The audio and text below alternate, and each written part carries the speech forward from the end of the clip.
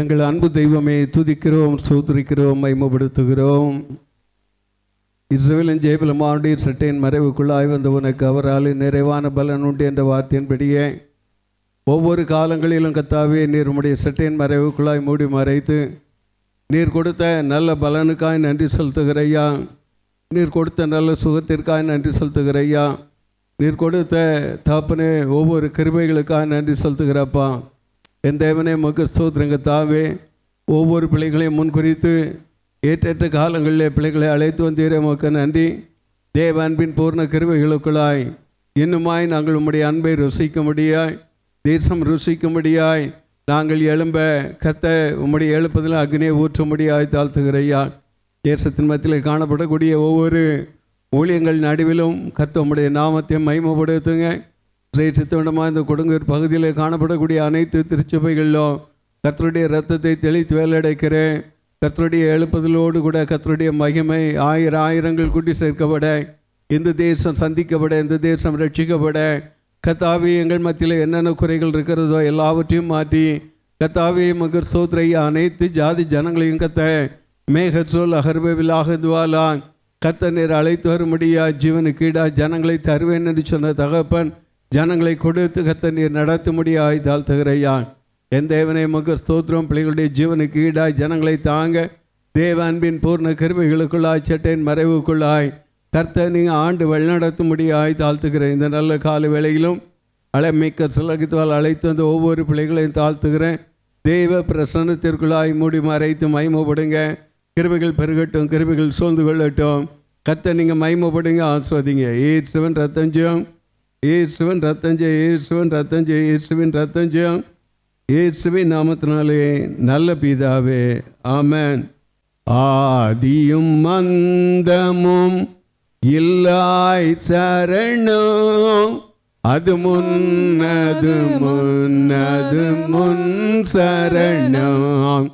ஆதியும் மந்தமும் இல்லாய் சரணம், அது முன்னது முன் அது முன் சரணம். அல்பாவுமே காவே சரணம், அல்பாவுமே காவே சரணம். அடியே நடுவே முடிவே சரணம், அடியே நடுவே முடிவே சரணம். ஆதியும் மந்தமும் இல்லாய் சரணம், அது முன்னது முன்னது முன் சரணம். ஆதியும் மந்தமும் இல்லாய் சரணம், அது முன்னது முன்னது முன் சரணம். மாதர்கள் மைந்தர்கள் இல்லாய் சரணம், மனுடவதார குமாரா சரணம். மாதர்கள் மைந்தர்கள் இல்லாய் சரணம், மனுடவதார குமாரா சரணம். மாசில்லாத மணியே சரணம், மாசில்லாத மணியே சரணம். மன்னா பொன்னா விண்ணா சரணம், மன்னா பொன்னா விண்ணா சரணம். ஆதியும் மந்தமும் இல்லாய் சரணம், அது முன்னது முன்னது முன் சரணம். ஆதியும் மந்தமும் இல்லாய் சரணம், அது முன்னது முன்னது முன் சரணம். ஜாதி ஜனங்கள் இல்லாய் சரணம், தானவான ஞானா சரணம். ஜாதி ஜனங்கள் இல்லாய் சரணம், தானவான ஞானா சரணம். சர்வவியாபி சர்வ வல்லவனே, சர்வவியாபி சர்வ வல்லவனே சரணம் சருவே சுரனே சரணம், சரணம் சருவே சர்வேசுவனே சரணம். ஆதியும் அந்தமும் இல்லாய் சரணம். அது முன் அது முன் அது முன் சரணம். ஆதியும் அந்தமும் இல்லாய் சரணம். அது முன் அது முன் அது முன் சரணம். ஏதம் ஏதும் இல்லாய் சரணம். இறையே இறையே பொறையே சரணம். ஏதம் ஏதும் இல்லாய் சரணம். இறையே இறையே பொறையே சரணம். என்னை மீண்டவன் நீ, என்னை ஆண்டவன் நீ, என்னை மீண்டவன் நீ, என்னை ஆண்டவன் நீ. இயேசுநாதா சரணம் சரணம். இயேசுநாதா சரணம் சரணம். ஆதியும் அந்தமும் இல்லாய் சரணம். அது முன் அது முன் அது முன் சரணம். ஆதியும் அந்தமும் இல்லாய் சரணம். அது முன் அது முன் அது முன் சரணம். ஏதம் ஏதும் இல்லாய் சரணம். இறையே இறையே பொறையே சரணம். ஏதம் ஏதும் இல்லாய் சரணம். இறையே இறையே பொறையே சரணம். என்னை மீண்டவன் நீ, என்னை ஆண்டவன் நீ, என்னை மீண்டவன் நீ, என்னை ஆண்டவன் நீ. இயேசுநாதா சரணம் சரணம். இயேசுநாதா சரணம் சரணம். ஆதியும் அந்தமும் இல்லாய் சரணம். அது முன் அது முன் அது முன் சரணம். ஆதியும் அந்தமும் இல்லாய் சரணம். அது முன் அது முன் அது முன் சரணம். அல்பா ஓமேகாவே சரணம். அல்பா ஓமேகாவே சரணம்.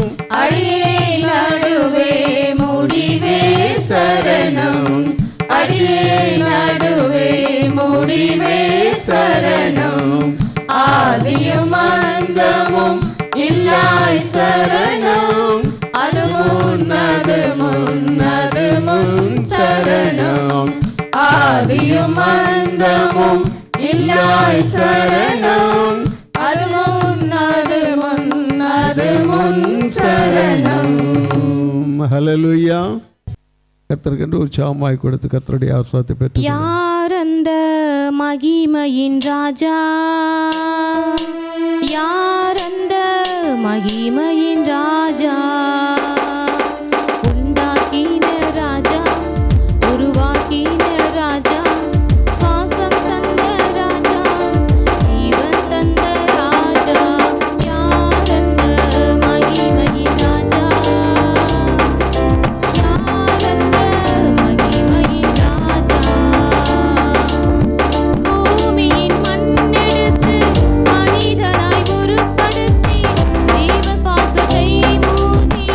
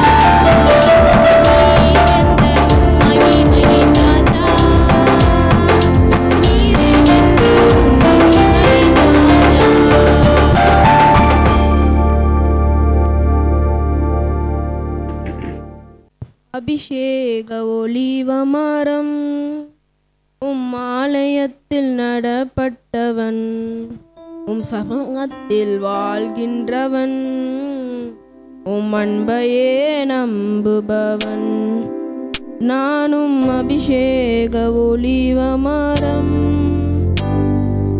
ஆலயத்தில் நடப்பட்டவன் சமூகத்தில் வாழ்கின்றவன் அன்பையே நம்புபவன்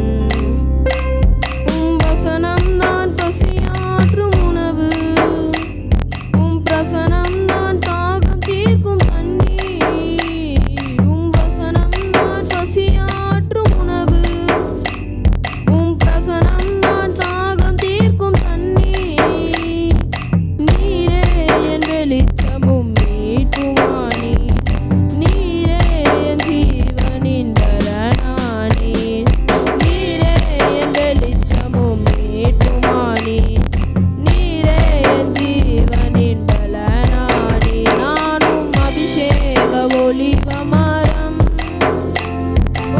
ஆலயத்தில் நடப்பட்டவன் சமூகத்தில் வாழ்கின்றவன் அன்பையே நம்புபவன் காப்பாற்றும் காவலர் நீரே அயராக நீர் பாய்ற்றுவீரே என்னை காப்பாற்றும் காவலர் நீரே அயராக நீர் பாய்ற்றுவீரே என் தேவைகள் யாவையும் சந்திப்பவரே எந்த சேதமும் இன்றி காப்பவரே என் தேவைகள் யாவையும் சந்திப்பவரே எந்த சேதமும் இன்றி காப்பவரே நானும் அபிஷேக ஒலிவமரம்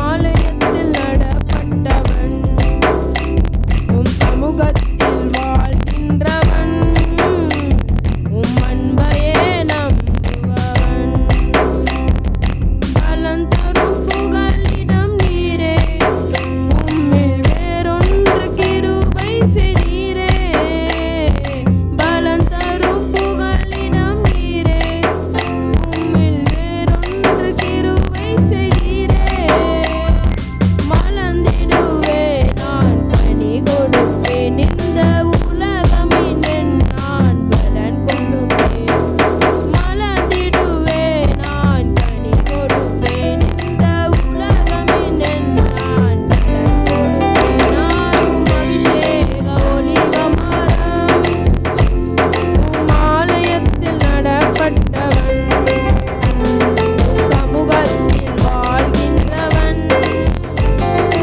அன்பையே நம்புபவன் நானும் அபிஷேக ஒலிவமரம் ஆலயத்தில் நடப்பட்டவன் சமூகத்தில் வாழ்கின்றவன்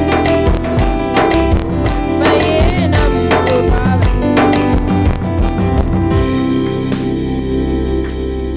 கர்த்தர் நல்லவர். சந்தோஷமா இருக்கீங்களா?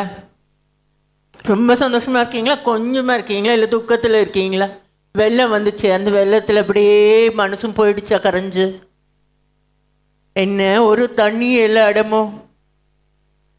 யார் வீட்டுக்குள்ளெல்லாம் தண்ணி வந்தது? யார் இருக்கிற இடத்துல எல்லாம் தண்ணி வந்தது? தண்ணி இல்லாத இடம் இல்லைன்ற அளவுக்கு போச்சு.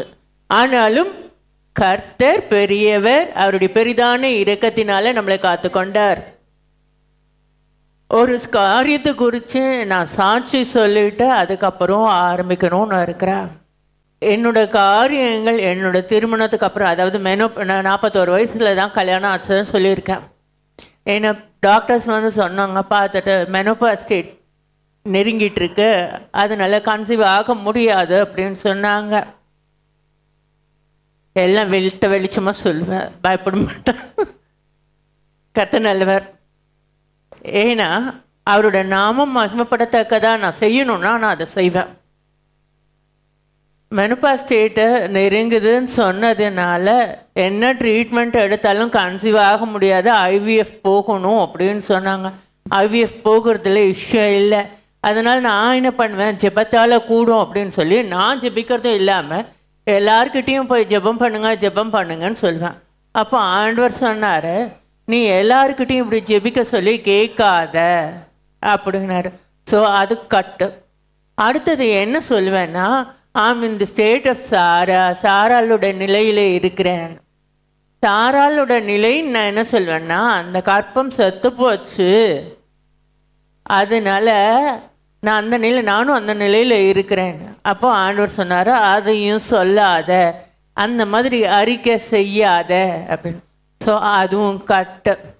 அப்போ நான் ஆண்டவர்கிட்ட நான் கேட்டேன், ஆண்டவர் எனக்கு 1 வருஷத்துக்கு மேலே ஆச்சு பீரியட்ஸ் வந்து, இந்த டாக்டர்ஸ் எல்லாம் சொல்கிற மாதிரி மெனோபாஸ் ஸ்டேட்டு தான் போல, என்னப்பா என்னை கைவிட்டீங்களா அப்படின்னு. நான் ஜெபம் பண்ணிகிட்டு இருக்கும்போது திடீர்னு ஒரு நாள் எனக்கு பீரியட் ஸ்டார்ட் ஆச்சு. ஆனால் அதுக்கப்புறம் ஒரு 3 மாதம் ஒன்றுமே இல்லைன்னும்போது நான் என்ன பண்ணேன், அவ்வளோதான் போல் அப்படின்னு நான் நினச்சாலும் அப்பப்போ கொஞ்சம் அப்படி சொங்கி இறங்கி போகும்போதெல்லாம் சரி ஆண்டவர் எனக்கு செய்வார் அப்படின்னு. மறுபடியும் எனக்கு பீரியட்ஸ் வந்தா என்ன ஒரு காரியம், எனக்கு ஆண்டவர் ஒவ்வொரு காரியத்தையும் செய்யும் போதும் சத்ரு ஏதாவது கொண்டு விதைச்சி போட்டுகிட்டே இருக்கிறான். நல்ல ஒரு வீசிங், அது சரியான வீசிங், அதனால ட்ரீட்மெண்ட்டை. ஸோ அந்த மாதிரி டைமில் ட்ரீட்மெண்ட் எடுக்கிறது வேஸ்ட்டு.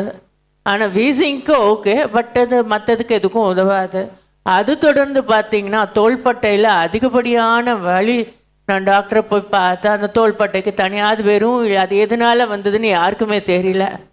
கேஸ்ட்ரிக்கா இல்லை வேறு ஏதாவது வெயிட்டாக தூக்குனதுனால ஒன்றும் தெரியல, அந்த வலி வந்தது, அதுவும் போச்சு. கடந்த 14ஆம் தேதி நைட்டு என்னோடய கணவர் வேலைக்கு போயாச்சு. வேலைக்கு போனதுக்கப்புறம் எனக்கு கொஞ்சம் வேலை இருந்ததுனால 12 மணி வரை எல்லாத்தையும் உருட்டிகிட்டு இருந்தேன். தூங்குறதுக்கு முன்னாடி ரெஸ்ட் ரூம் போயிட்டு வந்து படுக்கணும் அப்படின்னு சொல்லி போயிட்டு வரும்போது அடி வயிற்றில் ஒரு வலி எனக்கு தாங்க முடியல. வந்து படுத்து கொஞ்சம் நேரத்தில் ஒரு 10 நிமிஷத்தில் எழுந்து ஓடினேன். என்ன ஆண்டவரே, இது யூடிஐ போல், யூரினரி ட்ராக்ட் இன்ஃபெக்ஷன் போல் இருக்கே, என்னால் முடியல, வலிக்குது அப்படின்னு சொல்லி நான் என்ன பண்ணேன், ஜெபிச்சுட்டே போனப்போ எவ்ரி 10 மினிட்ஸ் போனவ ஒரு 3-4 வாட்டி போயிட்டு வந்ததுக்கப்புறம் இவனோட ரத்தம் வர ஆரம்பிச்சது. ரத்தம் வரும், எரிச்சல் ஒரு பக்கம். ஒவ்வொரு முறையும் ரெஸ்ட் ரூம் போயிட்டு வரும்போது நரம்பு எல்லாம் அப்படி பிடிச்சி இழுக்க ஆரம்பிச்சு கூணி குறுகி என்னால் நிமிர்ந்து நிற்க முடியல. இப்படி தான் நின்னேன். டைம் ஆகிட்டே இருந்தது. நான் என் வீட்டில் என் ரூமில் செட்டில், எல்லாம் அவங்கவுங்க வீட்டில், எல்லாம் அவங்கவுங்க ரூமில் செட்டில். நான் யாரை எழுப்புறது?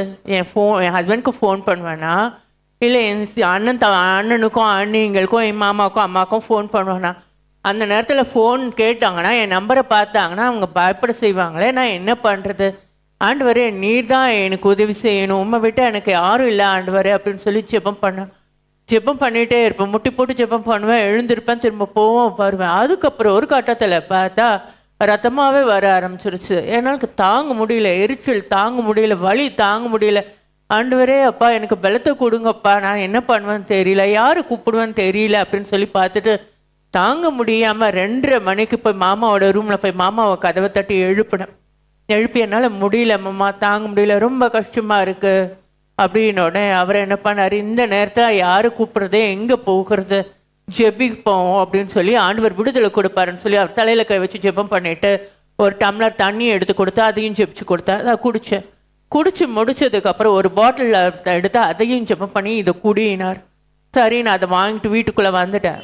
வந்து கொஞ்சம் நேரம் இருக்கும், அந்த தண்ணி குடிச்சிட்டு பார்த்தா குளிர ஆரம்பிச்சிருச்சு. நல்ல ஜுரம், குளிர என்னால் தாங்க முடியல.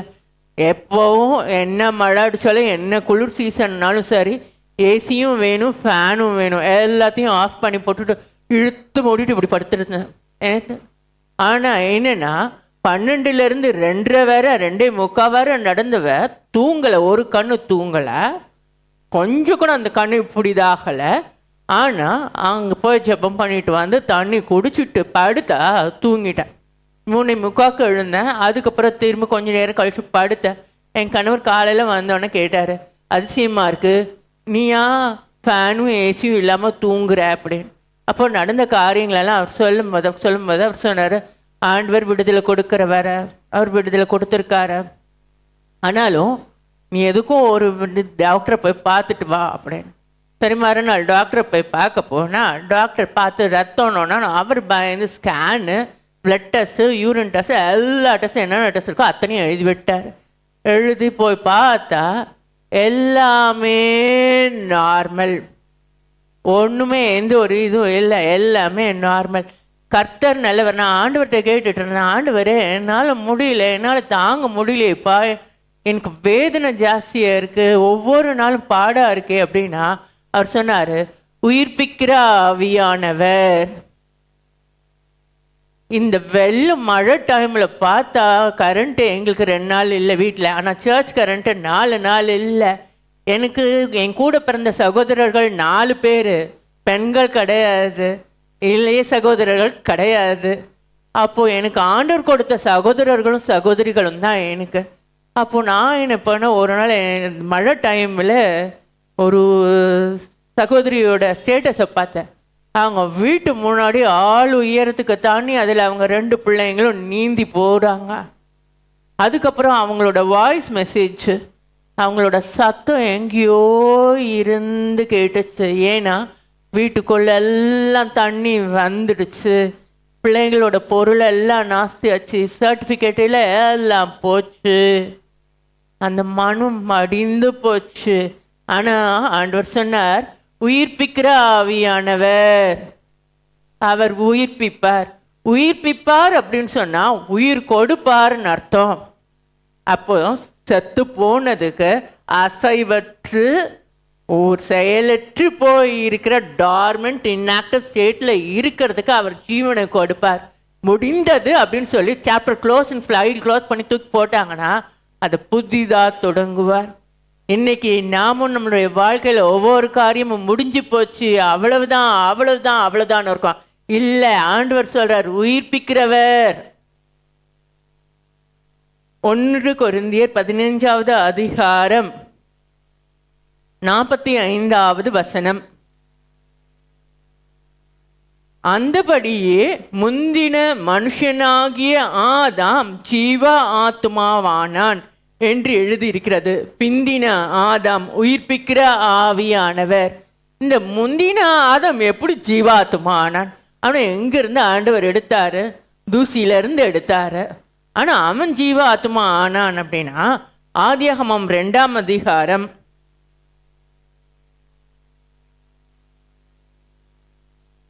7வது வசனம்.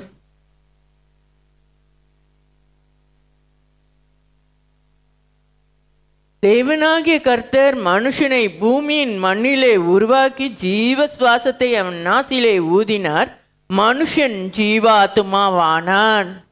தூசியில இருந்து ஒரு மனுஷனை உருவாக்க முடியும் அப்படின்னா செயலற்று போன உறுப்பையும் அவையத்தையும் அவர் உயிருற்ற அவரால் முடியுமா முடியாதா?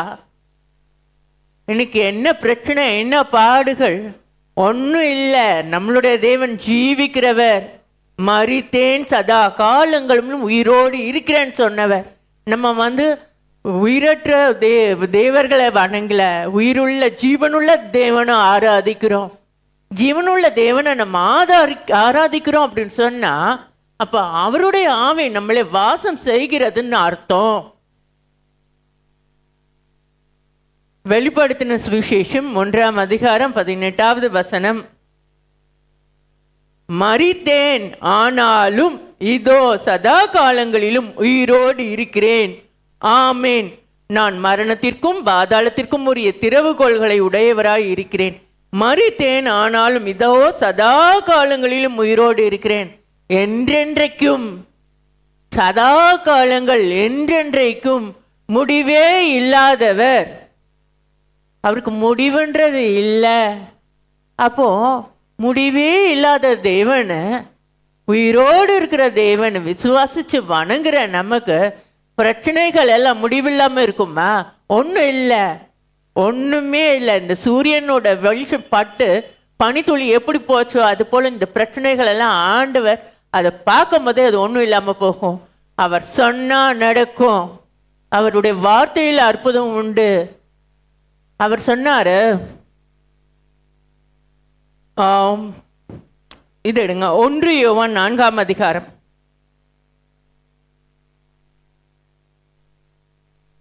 4வது வசனம், பிள்ளைகளே, நீங்கள் தேவனால் உண்டாயிருந்து அவர்களை ஜெயித்தீர்கள், ஏனெனில் உலகத்தில் இருக்கிறவனிலும் உங்களில் இருக்கிறவர் பெரியவர். இந்த பெரியவர் யாரு? நமக்குள்ள இருக்கிறவர் ஆவியானவர். எப்படி வாசம் பண்ணுவாரு? எங்க வாசம் பண்ணுவாரு?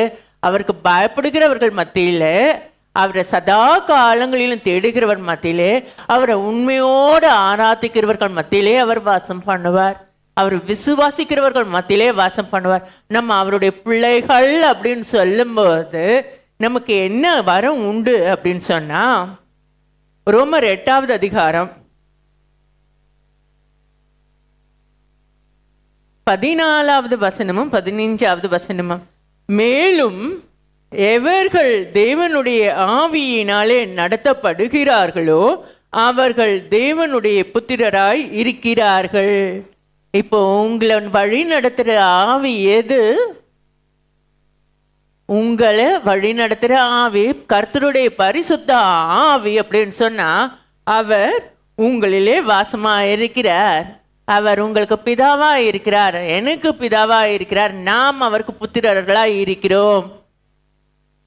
அந்தபடி திரும்பவும் பயப்படுகிறதற்கு நீங்கள் அடிமைத்தனத்தின் ஆவியை பெறாமல் அப்பா பிதாவே என்று கூப்பிட பண்ணுகிற புத்திர சுவிகாரத்தின் ஆவியை பெற்றீர்கள். அப்பா பிதாவே, நம்ம போய் நம்மளை ஆண்டவர் இப்போ இன்னைக்கு மாம்சத்தில் நம்மளுக்கு தந்தையா இருக்கிறவங்களோ தாயா இருக்கிறவங்களோ போய் பார்த்து அம்மா அப்படின்னும் போது அந்த வார்த்தை வரும்போதே அவங்களுக்குள்ள ஒரு சந்தோஷம். இல்லை என்ன அப்படின்வாங்க, இல்லை நம்மளோட வாய்ஸை வச்சு அவங்க என்ன பண்ணுவாங்க அப்படின்னா, என்னோட முடியலையான்னு கேட்பாங்க. அப்பா அப்படின்னும் போது உனக்கு என்ன வேணும்னு கேட்பாங்க. அப்போ இவர் நமக்கு தாயுமாயும் தந்தையுமாயும் இருக்கிறாரு. இந்த தாய் அப்படின்னு சொல்லும்போது, எங்கள் வீட்டில் இந்த பசுமாடு குட்டி போட்டுச்சுது அப்படின்னு சொன்னால் அதோட கன்றுக்குட்டி அங்கே எங்கேயாவது ஓடி துள்ளி குதிக்கும் போது அந்த பசுமாடு அடுவு வயிற்றுல இருந்து ஒரு சத்தம் கொடுக்கும்மா அப்படின்னு. அது கொடுக்குற சத்தம் அதனுடைய பாசம் வெளிப்படும். 5 அறிவு ஜீவன் அதோட பாசத்தை அப்படி வெளிப்படுத்தும் அப்படின்னு சொன்னால், அப்போ மனிதர்களாக நாம் எப்படி இருப்போம்? பிள்ளைக்கு உடம்புனாலெல்லாம் பெற்றவங்களுக்கு சோறு தண்ணி இறங்காது. எங்கள் அம்மா நடையா நடப்பாங்க, எப்படி இருக்கம்மா எப்படி இருக்காம்மா அப்படின்னு பார்த்துட்டே இருப்பாங்க. இது ஏன்னா அது தாயுள்ளம். எல்லா தாயும் அப்படி தான் இருப்பாங்க. பெத்த பிள்ளைக்கு ஏதாவது ஒன்று ஆச்சுதுன்னா அந்த வயிறு துடிக்கும். இவர் நம்மளை சிருஷ்டித்தவராச்சே, நம்மளை உருவாக்குனவராச்சே, அதுவும் எப்படி அவருடைய சாயல்ல உருவாக்குனவராச்சே. அப்போ அவருக்கு எப்படி இருக்கும்? அவர் என்ன பண்ணுவாரு? நம்மளுக்கு பிரச்சனைகள் பாடுகள் வரும்போது அவர் ஒதுங்கி இருந்து வேடிக்கை பார்ப்பாரா? இல்லை, நமக்கு துணையா வருவாரு, நம்ம கூடவே வருவாரு. ஆனா நமக்கு என்ன அப்படின்னு சொன்னா, ஜெபிக்கவும் தெரியாது, ஒன்றும் தெரியாது. அவர் நமக்காக வேண்டுதல்களும் விண்ணப்பமும் செய்கிறார். 26வது வசனத்தை பாருங்க, அதே அதிகாரத்துல, அந்தபடியே ஆவியானவரும் நமது பலவீனங்களில் நமக்கு உதவி செய்கிறார். நாம் ஏற்றபடி வேண்டிக் கொள்ள வேண்டியது இன்னதென்று அறியாமல் இருக்கிறபடியால் ஆவியானவர் தாமே வாக்கு கடங்காத பெருமூச்சுகளோடு நமக்காக வேண்டுதல் செய்கிறார். வாக்கு கடங்காத பெருமூச்சு, அந்த தாயோட பரிதவிப்பு, அந்த தந்தையோட தவிப்பு எல்லாம் அந்த பெருமூச்சுல வெளிப்படும். ஏன்? நான் உருவாக்குனவங்க, நான் சிருஷ்டித்தவங்க, என்னோட சாயலை நான் உருவாக்குனேன் அப்படின்னு சொல்லி அவர் பரிதவிக்கிறதுனால தான் இன்னும் அவர் வர்ற காலம் தாமதமாயிட்டு இருக்கு. ஏன்னா அவர் வந்தா எல்லாம் அப்படியே தலைக்கீழ ஆயிடும். எடுத்துக்கொள்ளப்படுவார்கள் யாரு? பரிசுத்தரா இருக்கிறவர்கள் எடுத்துக்கொள்ளப்படுவார்கள். மற்றவர்கள் பூமியில விடப்படும் போது சத்ருவின் போராட்டம் அதிகப்படியா இருக்கும். அந்தி கிறிஸ்துவின் காலம் வரும். அதனால அவர் தாமதிக்கிறார் அப்படின்னு சொன்னா இன்னும் கொஞ்சம் ஆத்மா ரட்சிக்கப்படட்டும், இன்னும் கொஞ்சம் பேர் நண்ட வர இருக்கக்கூடாது. அவருடைய சித்தோன்னு ஒன்று இருக்கு, அந்த சித்தம் நடக்க நம்ம ஒப்பு கொடுக்கணும்.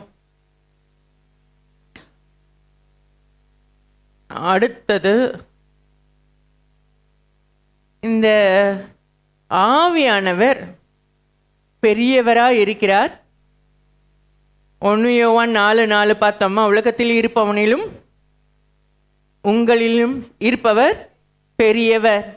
உங்களில் இருப்பவர் பெரியவர், என்னில் இருப்பவர் பெரியவர். அப்போ அந்த பெரியவர் நம்மளோட இருக்கிறாரு அப்படின்னு சொன்னா,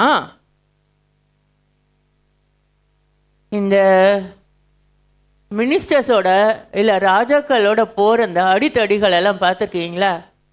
அப்படி போகும்போது அவங்க என்ன ஒரு ராஜா கூட பவ்யமாக போவார், இல்லை மினிஸ்டர்ஸ் கூட பவ்யமாக போவார். ஆனால் பின்னாடி போகிற அந்த அடித்தடிகள் எல்லாம் பல்வான் மாதிரி போவாங்க. அப்போ நமக்கு முன்னாடியும் அவர் போகிறாரு, பின்னாடியும் அவர் காவல் இருக்கிறாரு, நம்மளை சுற்றியும் பாதுகாத்து வராரு. அந்த அரண்குள்ளே நம்ம இருக்கிறோம். அப்போ வெள்ளம் வந்தா என்ன, புயல் வந்தா என்ன, வெயில் அடிச்சா என்ன, குளிர் அடிச்சா என்ன, பிரச்சனைகள் வந்தா என்ன, பாடுகள் வந்தா என்ன, நம்ம எங்கே இருக்கிறோம்? தேவன் என்னும் அரணுக்குள்ள பாதுகாப்பா இருக்கிறோம். அழகா அப்படி மூடி மறைச்சி நம்மள வச்சிருக்காரு. கோழி தன் குஞ்சுகளை எப்படி அதை கவர் பண்ணி பார்த்துருக்கீங்களா?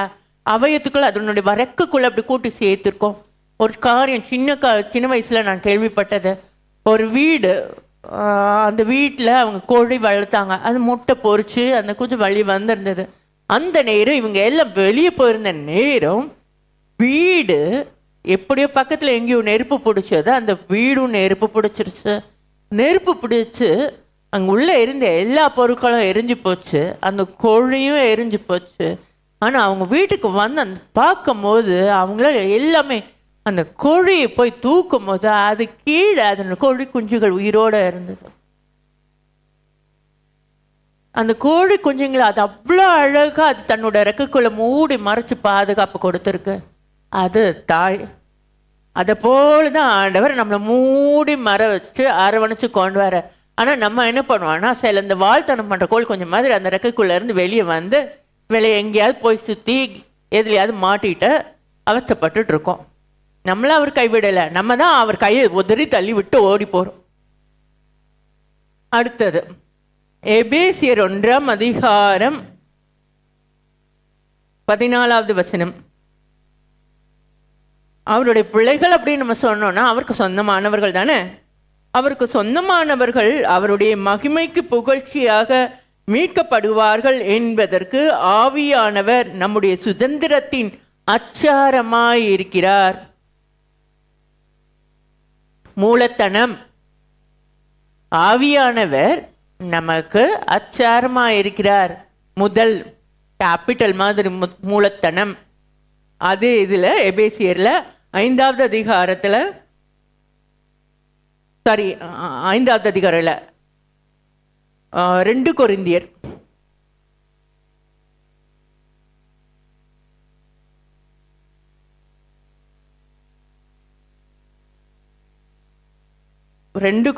1 அதிகாரம் 22வது வசனம்.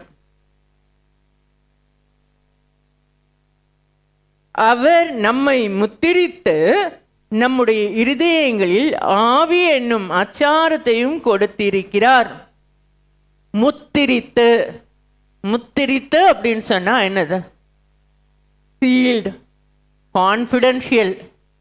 உள்ள ஒரு உருக்கை போட்டு அது மேலே யாருக்கும் மாதிரி ஊற்றி சீல் பண்ணி கொடுப்பாங்க, கான்ஃபிடென்ஷியல்னு. முத்திரித்திருக்கிறார். அவருக்குரியவர்கள், நாம் அவருக்குரியவர்கள். அந்த முத்திரை எனக்குரியவர்கள், ஏன் பிள்ளைங்க தொடாதன்னு சொல்லுவார் சாத்தான்ட்ட. நீங்க விசுவாசிக்கிறீங்களா?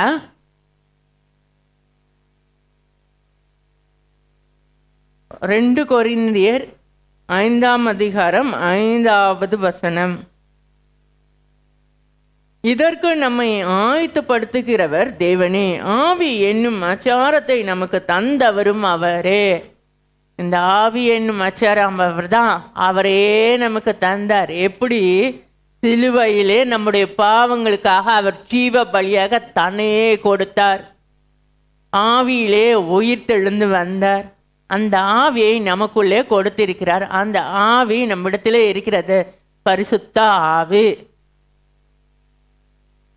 பரிசுத்த ஆவியை உடையவர்கள் பிரித்தெடுக்கப்பட்ட ஜாதி. மற்றவர்களுக்கும் உலகத்தில் இருக்கிற நமக்கும் வித்தியாசம் உண்டு. உலக காரியங்களிலும் மண்ணான காரியங்களுக்கும் மாம்சமான காரியங்களுக்கும் நம்மை உட்படுத்தி கொள்ளாமல் அதிலிருந்து வேறுபட்ட பரிசுத்த ஆவியானவரின் பின்னே செல்கிறவர்களாய் நாம் காணப்பட வேண்டும். அதுதான் ஆண்டவர் நம்ம கிட்ட எதிர்பார்க்கிறார். சரி, இந்த ஆவியானவர் எங்க இருக்கிறாரோ அங்கே என்ன உண்டு? விடுதலையும் உண்டு. 2 கொரிந்தியர் 3ஆம் அதிகாரம் 17வது வசனம். கர்த்தரே ஆவியானவர், கர்த்தருடைய ஆவி எங்கேயோ அங்கே விடுதலையும் உண்டு. கர்த்தரே ஆவியானவர், அந்த ஆவியானவருடைய ஆவி எங்கே உண்டோ அங்கே விடுதலையும் உண்டு. ஆனா விடுதலையை பெற்றுக்கொள்ளத்தக்கதாய் நமக்கு ஒன்று வேண்டும். என்ன வேண்டும் சொல்லுங்க? விசுவாசம் வேண்டும். அந்த விசுவாசம் இல்லை அப்படின்னு சொன்னா ஒன்றும் பண்ண முடியாது. விசுவாசித்தால் தேவனுடைய மகிமையை காண்பாய். விசுவாசிக்க விட்டால் ஒன்று செயலும் இருக்காது. அது அப்படியே டார்மன் ஸ்டேட்ல தான் இருக்கும். இன்னைக்கு உயிரற்று போய் செயலற்று போய் இருக்கிற ஒவ்வொரு காரியமும் மீண்டும் தொடங்கப்பட்டு உயிரூட்டப்பட்டு புத்துயிர் கொடுக்கப்பட்டு அது செயல்பட வேண்டுமானால் கர்த்தரால் கூடும் என்று நாம் விசுவாசிக்க வேண்டும். அந்த விசுவாசம் நமக்குள்ள காணப்படுமானால் அப்போ என்ன உண்டு? எந்தெந்த காரியங்கள் என்னென்ன பிரச்சனைகள் உண்டோ அத்தனை காரியத்திலிருந்து நமக்கு விடுதலை உண்டு. விடுதலையும் உண்டு அப்படின்னு சொல்லும்போது இன்னும் எனக்கு அடங்காத காரியங்களும் நமக்கு கிடைக்கும். அதனால ஆசீர்வாதங்கள் நமக்கு கிடைக்கும். அற்புதங்கள் நம்மளுடைய வாழ்க்கையில நடக்கும். சுகத்தை தருவார். சுகவீனத்தை எடுத்து போட்டு சுகத்தை தருவார். பலவீனத்தை எடுத்து போட்டு பலத்தால் இடை கட்டுவார்.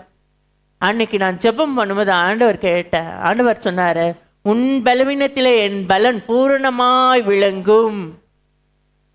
சோர்ந்து போனால் முடியல, எழுந்து நிற்க முடியல, இப்படிதான் நின்ன வலி அப்படி நரம்பு ஒவ்வொரு நரம்பும் பிடிச்சி இழுக்க ஆரம்பிச்சது. ஆனா எனக்கு ஆண்டவர் அந்த நேரத்துல தண்ணி குடிச்சேன்.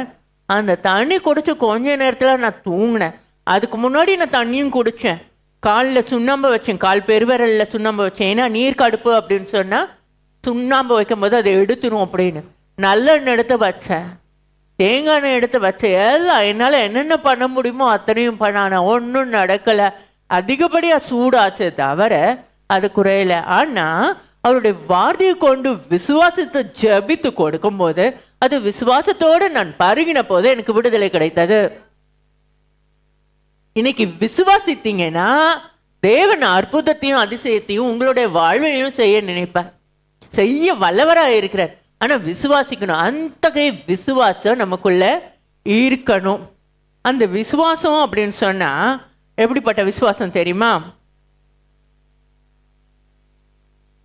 சங்கீதம் 138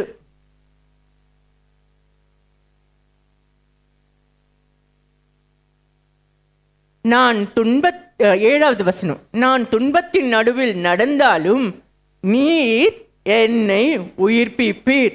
என் சத்துருக்களின் கோபத்துக்கு விரோதமாக உமது கையை நீட்டுவீர். உமது வலதுகரம் என்னை ரட்சிக்கும். நான் துன்பத்தின் நடுவில் நடந்தாலும் நீர் என்னை உயிர்ப்பிப்பீர். இந்த துன்பம் சத்ருவால வரும், நோயினால வரும், பிரச்சனை பாடுகளினால வரும். இந்த துன்பத்தில் இருந்து அவர் விடுதலையை கட்டளை இடுவார். அவர் உயிர்ப்பிப்பார். ஆனா அவர் உயிர்ப்பிப்பார் அப்படின்னு சொல்லும்போது நமக்கு என்ன இருக்கணும் அப்படின்னு சொன்னா, அவர் நிச்சயம் செய்வார். அவர் செய்வார், எனக்காக செய்வார், என் ஆண்டவர் எனக்காக செய்வார் அப்படின்ற வார்த்தை நமக்குள்ள ஓடிட்டே இருக்கணும். அவர் கொடுத்த வாக்கு தத்தங்கள் எல்லாம் ஆம் என்றும் ஆமேன் என்றும் இருக்கிறது. அதனால ஆண்டவர் நம்மளுக்கு கொடுத்த வாக்கு தத்தத்தை வாங்கி வச்சுட்டு தூங்காம அதை சொல்லி அறிக்கை செய்து ஜெபிக்கும் பொழுது நான் சொன்னதை செய்யும் அளவும் உன்னை கைவிடுவதில்லைன்னு சொல்றாரு. கைவிட மாட்டாரு. நான் காப்பேன்னு உனக்கு ஒரு வார்த்தை கொடுத்தாருன்னா, உன்னை விட்டு விலக மாட்டேன்னு ஒரு வார்த்தை கொடுத்தாருன்னா அவர் விட்டு விலக மாட்டார். நம்ம பாதாளத்துக்கு பாதாளத்திலே படுக்க போட்டாலும் சரி, வானத்துக்கு ஏறினாலும் சரி, அவர் எல்லா இடத்துலையும் இருப்பார். அம்னி பிரசன்ட் எவ்ரிவேர்.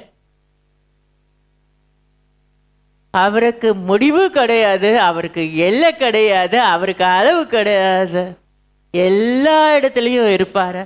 இப்போ இந்த தானியேல் 3ஆம் அதிகாரம்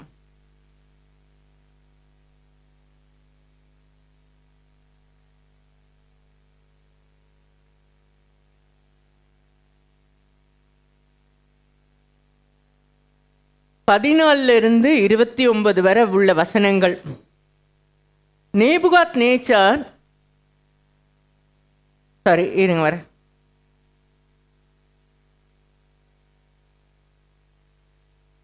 9வது வசனத்துல இருந்து பார்க்கணும். ராஜாவாகிய நேபுகாத் நேச்சாரை நோக்கி, ராஜாவே, நீர் என்றும் வாழ்க. எக்காலம், நாகசுரம், கிண்ணரம், வீணை, சுரமண்டலம், தம்புரு முதலான சகலவித கீத வாத்தியங்களின் சத்தத்தையும் கேட்கிற எந்த மனுஷனும் தாழ விழுந்து பொற்சிலையை பணிந்து கொள்ள வேண்டும் என்றும், எவனாகிலும் தாழ விழுந்து பணிந்து கொள்ளாமற் போனால் அவன் எரிகிற அக்னி சூளையின் நடுவிலே போடப்படுவான் என்றும் ராஜாவாகிய நீர் கட்டளை இட்டீரே.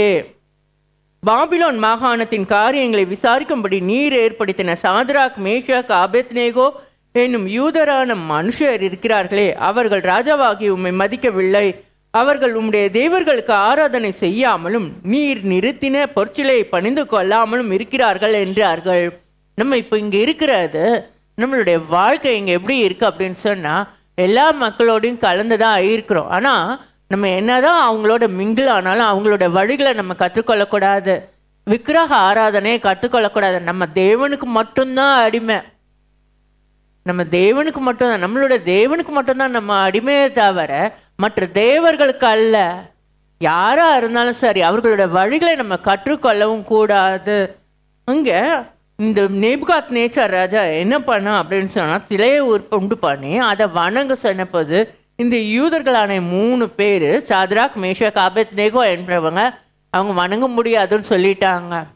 அது நிமித்தம் அங்கே போட்டு கொடுக்கறதுக்குன்னு சில ஜால்ராஸ் இருக்கும். அது மாதிரி அந்த ஜால்ராக்கள் போய் ராஜா கிட்ட, ஏன்னா வெறுப்பு, தங்களுக்கு கொடுக்காத பதிவு உயர்வு இவங்களுக்கு கொடுத்துட்டாங்களே அப்படின்னு. அந்த பதவி உயர்வு அவங்களுக்கு கொடுக்கப்பட்ட அந்த மதிப்பு மரியாதை இவங்களுக்கு எரிச்சல் விட்டதுனால இந்த பிள்ளைகளுக்கு விரோதமாக அவங்க செயல்பட ஆரம்பித்தாங்க. ராஜா கிட்ட போய் சொன்னாங்க. அப்பொழுது 13வது வசனம் பாருங்க. அப்பொழுது நேபுகாத் நேச்சார் உக்கிர கோபம் கொண்டு சாத்ராக்கையும் மேஷாக்கையும் ஆபேத்நேகோவையும் அழைத்து கொண்டு வரும்படி கட்டளையிட்டான். அவர்கள் அந்த புருஷரை ராஜாவின் சமூகத்தில் கொண்டு வந்து விட்டபோது நேபுகாத் நேச்சார் அவர்களை நோக்கி, சாத்ராக், மேஷாக், ஆபேத்நேகோ என்பவர்களே, நீங்கள் என் தேவர்களுக்கு ஆராதனை செய்யாமலும் நான் நிறுத்தின பொற்சிலையை பணிந்து கொள்ளாமலும் இருந்தது மெய்தானா? இப்போதும் எக்காலம், நாகசுரம், கிண்ணரம், வீணை, சுரமண்டலம், தம்புரு முதலான சகல கீத வாத்தியங்கள் சத்தத்தையும் நீங்கள் கேட்கும்போது தாழ விழுந்து நான் பண்ணி வைத்த சிலையை பணிந்து கொள்ள ஆயத்தமாக இருந்தால் நல்லது. பணிந்து கொள்ளாதிருந்தீர்களாகில் அந்நேரமே எரிகிற அக்னி சூளையின் நடுவிலே போடப்படுவீர்கள். உங்களை என் கைக்கு தப்புவிக்கிற போகிற தேவன் யார் என்றான். இந்த நேபுகாத் நேச்சார் என்ன கேட்டா, அவனுக்கு புரியல, ஆண்டருடைய வல்லமே உணர்ந்து கொள்ளலை. அதனால் அவன் சொன்னான், உங்களை என்கிட்ட இருந்து யார் தப்புவிக்க முடியும்? அந்த மாதிரி தேவன் யார் உண்டு? அது என்னன்னா, அந்த இதனுடைய ஹைட்டுன்னு சொல்லலாம், பெருமை, தற்பெருமையினுடைய ஹைட்டு. எனக்கு நிகர் யாரும் இல்லை ஆனும். அடுத்தது பாருங்க. சாத்ராக், மேஷாக், ஆபேத்நேகோ என்பவர்கள் ராஜாவை நோக்கி, நேபுகாத் நேச்சாரே, இந்த காரியத்தை குறித்து உமக்கு உத்தரவு சொல்ல எங்களுக்கு அவசியமில்லை. நாங்கள் ஆராதிக்கிற எங்கள் தேவன் எங்களை தப்புவிக்க வல்லவராய் இருக்கிறார். அவர் எரிகிற அக்கினி சூளைக்கும் ராஜாவாகி உம்முடைய கைக்கும் நீங்கள் ஆக்கி விடுவிப்பார். விடுவிக்காமற் போனாலும் நாங்கள் உம்முடைய தேவர்களுக்கு ஆராதனை செய்வதும் இல்லை, நீர் நிறுத்தின பொற்சிலையை பணிந்து கொள்வதும் இல்லை என்கிறது ராஜாவாகிய உமக்கு தெரிந்திருக்கிற கடவுது என்றார்கள். ராஜாக்கு செம நோஸ் கட்டு. ஏன்னா இது குறித்து நாங்கள் எதுவும் சொல்ல வேண்டிய அவசியமே இல்லைன்னு சொல்லிட்டாங்க. இன்னொன்று என்ன சொன்னாங்கன்னா, நீ என்னதான் நீ இந்த கீத வாத்தியங்களை இசைச்சாலும் என்ன பண்ணாலும் சரி, எங்கள் ஆண்டவர் எங்களை தப்புவிக்க வல்லவராக இருக்கிறார், அதனால் நாங்கள் பணிந்து கொள்ள மாட்டோம். அப்படியே அவர் தப்புவிக்கலைனாலும் சரி, எங்களுக்கு அதை பற்றி கவலை இல்லை. நாங்கள் உன்னுடைய தெய்வர்களை பணிந்து ஆராதிக்க மாட்டோம். இது என்னன்னா வைராகியம். இன்னைக்கு விசுவாசத்தோடு கூட நமக்கு என்ன இருக்கணும்னா வைராகியமும் இருக்கும்.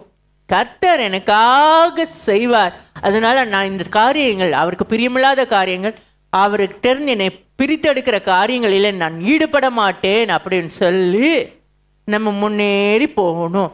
அதை தான் இந்த சாத்ராக் மேஷாக் ஆபேத்நேகோ என்ன பண்ணாங்க, அவங்க சொன்னது அதுதான். அவங்களுள்ள இருந்த அந்த வைராகியம்.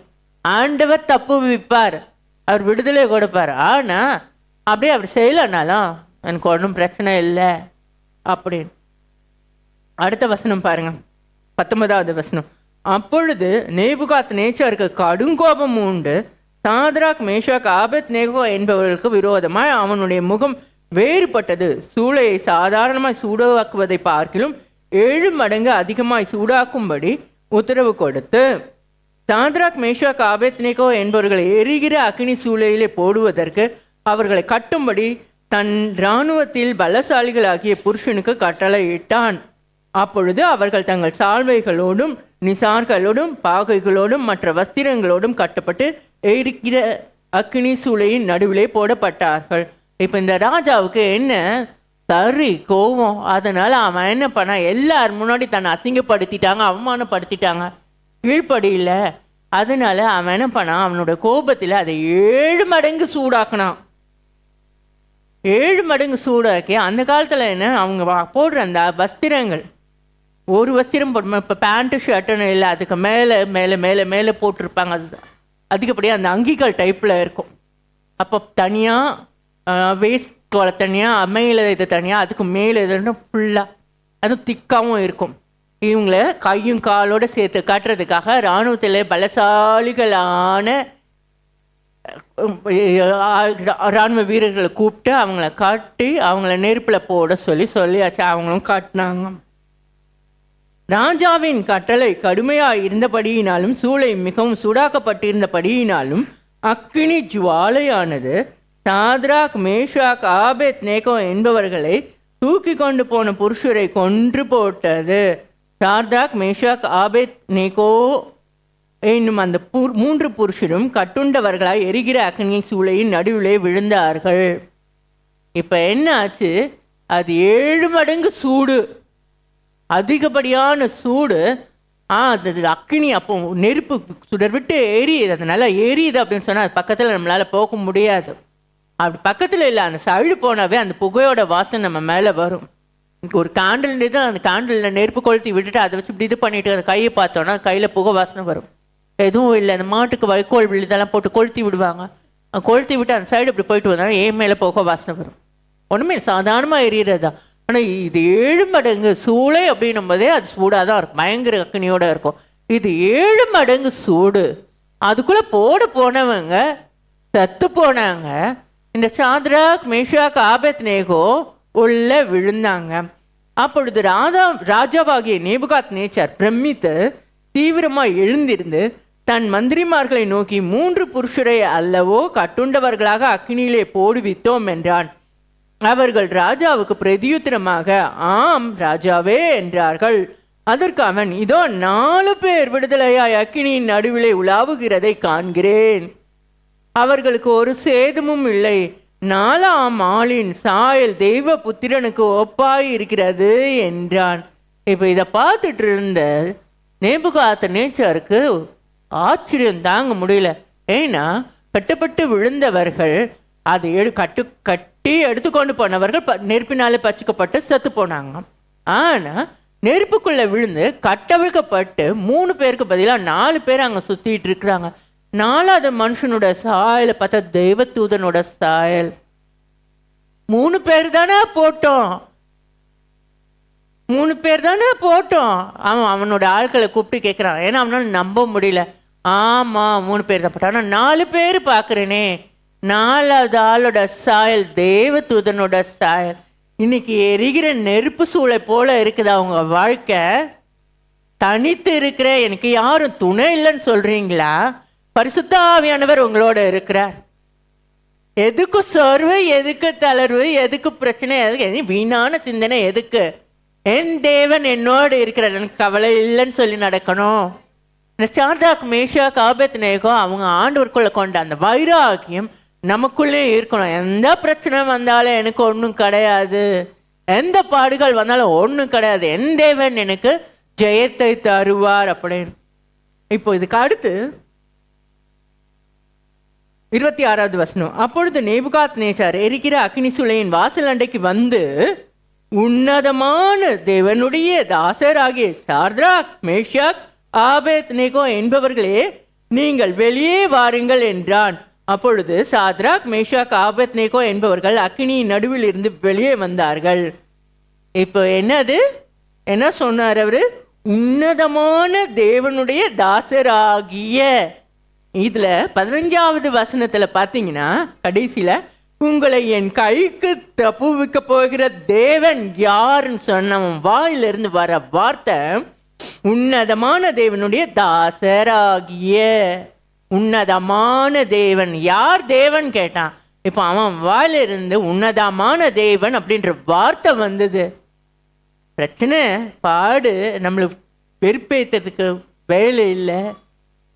எல்லா இடத்துலையும் இருப்பாங்க, பார்த்து கேட்பாங்க, நீ கிறிஸ்தவனான்னு கேட்பாங்க, உன் கூட ஆண்டவர் இருக்கிறாருன்னு கேட்பாங்க, எள்ளி நகையாடுவாங்க, எல்லாம் குழி வெட்டிகிட்டே இருப்பாங்க, எல்லாமே பண்ணுவாங்க. சொந்து போகாதீங்க, தளர்ந்து போகாதீங்க, ஆண்டவரை மட்டும் பாருங்க, முன்னேறி போயிட்டே இருங்க. இவன் கூட ஆண்டவர் இருக்கிறாரா அப்படின்னு கேட்டவங்களாம் அறிக்கை செய்வாங்க, ஆமாம், God is with you sister, God is with you பிரதர்ன்னு வந்து நிற்பாங்க. எனக்காக ஜெபம் பண்ணுங்க, நீங்கள் ஜெபிச்சா ஆண்டவர் கேட்பாருன்னு வருவாங்க. அதனால நீங்கள் ஆண்டவரை மட்டும் பாருங்க. அது என்ன பிரச்சனை வந்தாலும் சரி, என்ன பலவீனம் வந்தாலும் சரி, ஆண்டவர் செய்வார். அடுத்தது தானியேல் 6வது அதிகாரம்.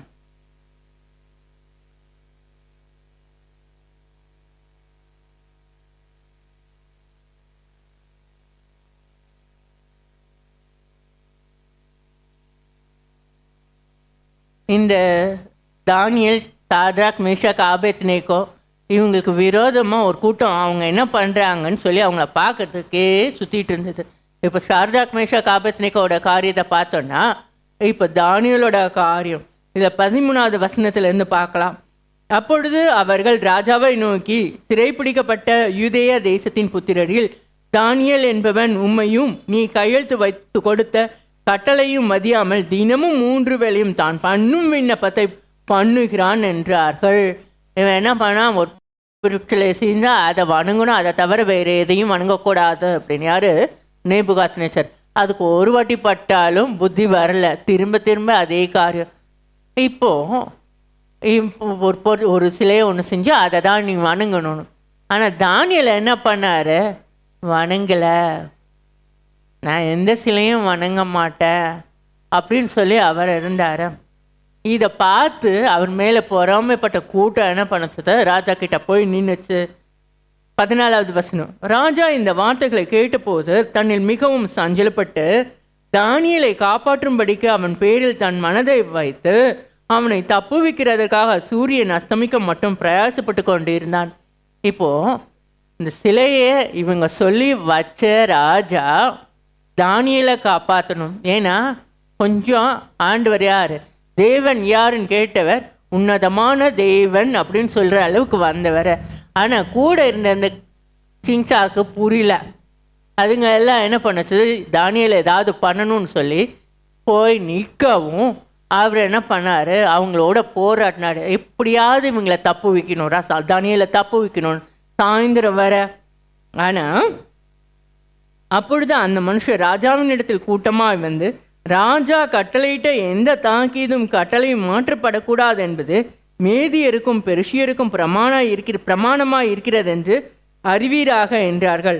அப்பொழுது ராஜா கட்டளையிட அவர்கள் தானியேலை கொண்டு வந்து அவனை சிங்கங்களின் கெபிலே போட்டார்கள்.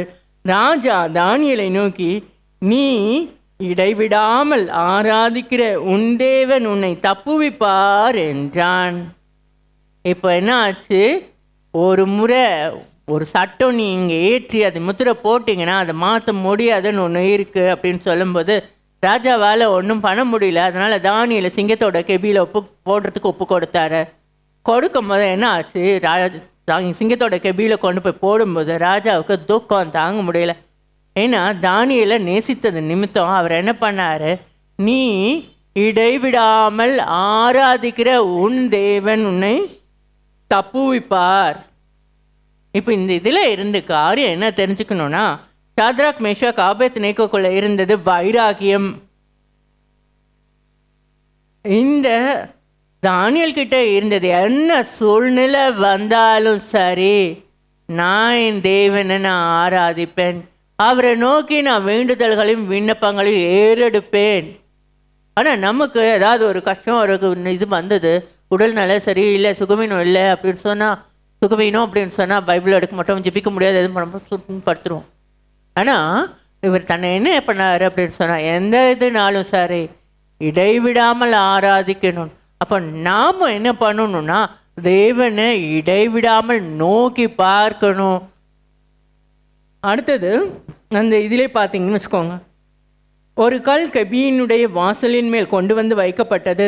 தானியேலை பற்றிய தீர்மானம் மாற்றப்படாதபடிக்கு ராஜா தன் மோதிரத்தினாலும் தன் பிரபுக்களின் மோதிரத்தினாலும் அதன் மேல் முத்திரை போட்டான். பின்பு ராஜா தன் அரண்மனைக்கு போய் முழுதும் போஜனம் பண்ணாமலும் கீத வாத்தியம் முதலானவைகளை தனக்கு முன்பாக வர ஒட்டாமலும் இருந்தான். அவனுக்கு நித்திரையும் வராமற் போயிட்டு காலமே கிழக்கு வெளுக்கும் போது ராஜா எழுந்திருந்து சிங்கங்களின் கெபிக்கு தீவிரமாய் போனான்.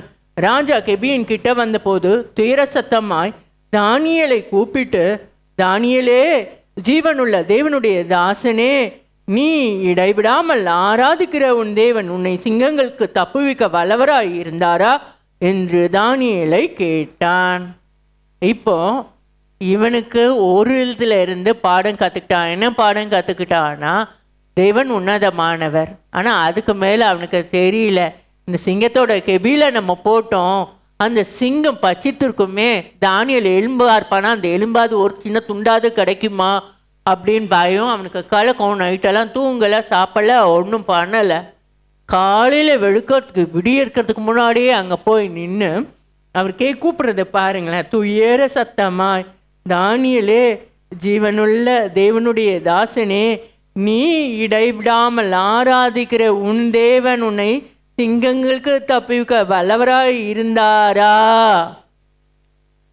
நீ உயிரோட இருக்கிறியா?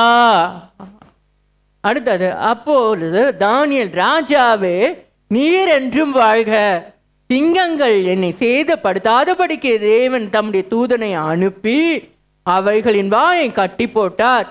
அதேனென்றால் அவருக்கு முன்பாக நான் குற்றமற்றவனாய் காணப்பட்டேன், ராஜாவாகி உமக்கு முன்பாகவும் நான் நீதிகேடு செய்ததில்லை. இப்போ அங்கிருந்து உள்ள இருந்து யாரோட சத்தம் வந்தது? தானியேலோட சத்தம். என்ன சொன்னாரு? என்ன? சேதப்படுத்தாதபடிக்கு சிங்கங்களின் வாயை கட்டி போட்டார்ல. இன்னைக்கு சத்துரு கெச்சிக்கிற சிங்கம் போல யாரை வஞ்சிக்கலாம், யாரை விழுங்கலான்னு தான் வகையை தேடி திரிகிறான். அவன் என்ன பண்ணுவான்னா, அவனும் ஆவியை சுற்றி அவனோட பிள்ளைகளையோ இல்லை அவன்கிட்ட பலவீனப்பட்டு அவனுக்கு அடிமைப்பட்டு இருக்கிறவங்கள ஏவி விடுவான். ஏவி விடும்போது அந்த அசுத்த ஆவி கிரியை செஞ்சு நம்மக்கிட்ட வந்து நிற்கும். அதுவும் சிங்கம் மாதிரி தான் வந்து நிற்கும், கடிச்சிட்டு நிற்கும். வந்து போகாதீங்க, பயப்படாதீங்க, கர்த்தருக்கு மட்டும்தான் பயப்படணும், மனுஷனுக்கு பயப்படக்கூடாது. ஆனால் அதிகாரிகளுக்கு கீழ்ப்படின்னு ஆண்டவர் சொல்கிறார். இவர் இங்கே இந்த இதில் சொல்கிறார் பாருங்க, தானியேல் சொல்கிறார், அதேனென்றால் அவருக்கு முன்பாக நான் குற்றமற்றவனாய் காணப்பட்டேன். அப்போ ஆண்டவருக்கு முன்பாக நம்ம எப்படி இருக்கணும்? குற்றமற்றவர்களாய் காணப்பட வேண்டும். குற்றமற்றவர்களாக இருக்கும் பொழுது ஆண்டவர் நிச்சயம் நம்மளை பாதுகாப்பார், நம்மளுக்கு விடுதலையை கட்டளிடுவார். அடுத்து இப்போ தானியேலோட காரியத்தை குறித்து சொல்லும்போது வைராகியம் தானியேல் இந்த அதிகாரத்தில் பார்த்ததில் சாத்ராக் மேஷாக் ஆபேத்நேகோ இவர்களுடைய காரியங்கள் மீது நம்ம கற்றுக்கொண்டது என்ன அப்படின்னு சொன்னால் வைராகியம். அடுத்தது தானியேல் கிட்ட இருந்து நம்ம தெரிஞ்சு கொண்டது என்ன அப்படின்னு சொன்னால் இடைவிடாமல் ஆராதிக்கணும். அப்போ இடைவிடாமல் ஆராதிக்கும் போது விசுவாசத்தில் பலப்பட்டவர்களாய் நம்ம ஆண்டவர் முன்னாடி நிற்கும் போது ஆண்டவர் என்ன பண்ணுவாருன்னா விடுதலை நிச்சயம் கட்டளையிடுவார். இங்கே ஏசாயா 59ஆம் அதிகாரம்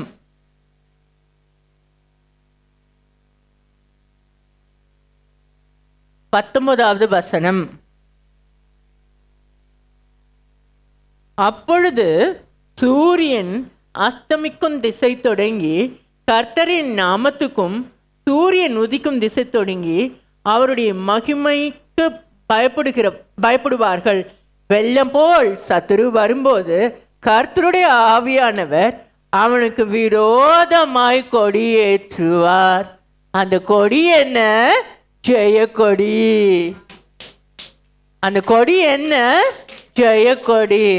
நம்மளுக்கு வெற்றி தருகிறவர். இன்னைக்கு உயிரற்ற நிலையில இருக்கா, செயலற்ற நிலையில இருக்கா, என்ன காரியம், என்ன பிரச்சனை, என்ன வேதனை, ஏதாவது ஃபைல் க்ளோஸ் பண்ணிட்டாங்களா, இல்லை பிள்ளைகளோட வாழ்க்கையில் ஏதாவது கஷ்டமா, என்ன காரியம் எனக்கு சொல்ல தெரியல. ஆனால் ஆண்டவர் ஒரே வார்த்தை சொன்னார், உயிர்ப்பிக்கிற ஆவியானவர். என் ஜனம் சோர்ந்து போயிருக்கு, என் ஜனம் சோர்ந்து போயிருக்கு, அவர்களிடத்துல சொல்லு, உயிர்ப்பிக்கிற ஆவியானவர் நான் உயிர்ப்பிப்பேன். இன்னொன்று சொன்னார், நான் சொன்னதை செய்யும் அளவும் கைவிடுவதில்லைன்னு. வாக்கு மாறாத தேவன். அவர் கொடுத்த வாக்கு தத்தத்தை உறுதியாக பிடிச்சுக்கோங்க. என்ன நடந்தாலும் சரி, என்ன பிரச்சனை வந்தாலும் சரி.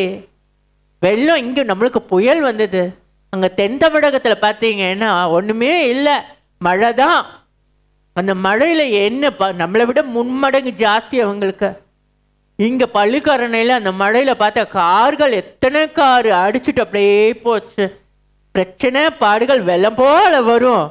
ஆனால் என்ன, நம்மளுடைய தேவன் ஜெய கிறிஸ்து வெற்றியை தருகிறவர் நாம கூட இருப்பார், வெற்றி கோடி பிடிப்பார். அந்த விசுவாசம் உங்களுக்குள்ள எனக்குள்ள இருக்கும் அப்படின்னு சொன்னா எதுக்கும் பயப்பட மாட்டோம், எதுக்கும் அஞ்சிக்கும் எதுவும் இல்லை, சோர்ந்து போக மாட்டோம், சோர்வுக்கு இடம் கொடுக்க மாட்டோம். ஆபத்து காலத்தில் சோர்ந்து போவாய், ஆனால் உன் பலன் குறுகினது. அதே நேரத்தில் ஆண்டவருடைய சமூகத்தில் நிற்போம் அப்படின்னு சொன்னா, நீர் சொன்னீரே ஆண்டவரை, நீர் எனக்காக செய்வேன்னு சொன்னீரு, நீர் செய்யும் அப்படின்னு சொல்லி அவர்கிட்ட நிற்கும் போது அவர் நிச்சயம் செய்வார். அந்த விசுவாசம் உங்களுக்குள்ள இன்னைக்கும் என்னைக்கும் இருக்கணும். வியாதியாக இருந்தாலும் சரி, பிரச்சனைகளாக இருந்தாலும் சரி, பாடுகளாக இருந்தாலும் சரி, வாழ்க்கையில் முடிந்து போச்சு அப்படின்னு சொன்ன காரியங்களாக இருந்தாலும் சரி, அவர் விடுதலை கட்டளையிட வல்லவராக இருக்கிறார். கர்த்தரே ஆவியானவர். கர்த்தருடைய ஆவி எங்கேயோ அங்கே விடுதலையும் உண்டு. ஆனா பயப்படுற இடத்துல கர்த்தருக்கு பயப்படுகிற இடத்துல அவர் இருப்பார். மற்ற காரியங்களுக்கு நம்ம பயப்படுவோம் அப்படின்னு சொன்னா அந்த வேதனை நம்மளை அப்படி முற்றிலுமா விழுங்கிடும். பயமானது வேதனை உள்ளது. விசுவாசிக்கிறவங்க என்ன பண்ணக்கூடாது? பயப்படக்கூடாது. அப்போ விசுவாசத்தில் இன்னும் ஸ்திரப்படணும் அப்படின்னு சொன்னா வேதத்தை வாசிக்கணும். கர்த்தர் ஒரு சில காரியங்களை சொன்னார், சொல்லிட்டு இருக்கிறார்.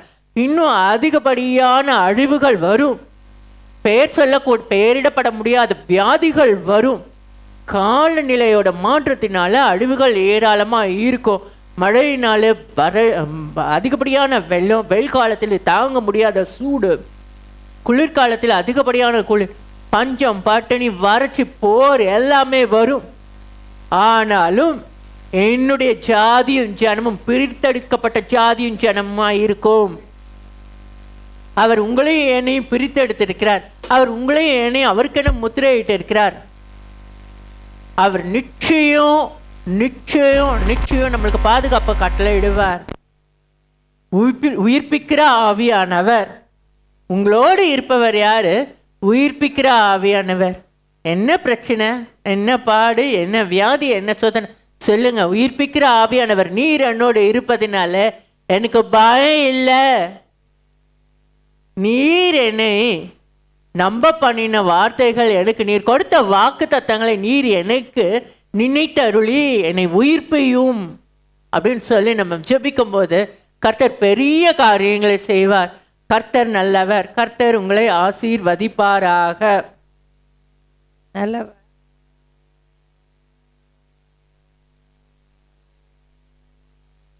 அவரை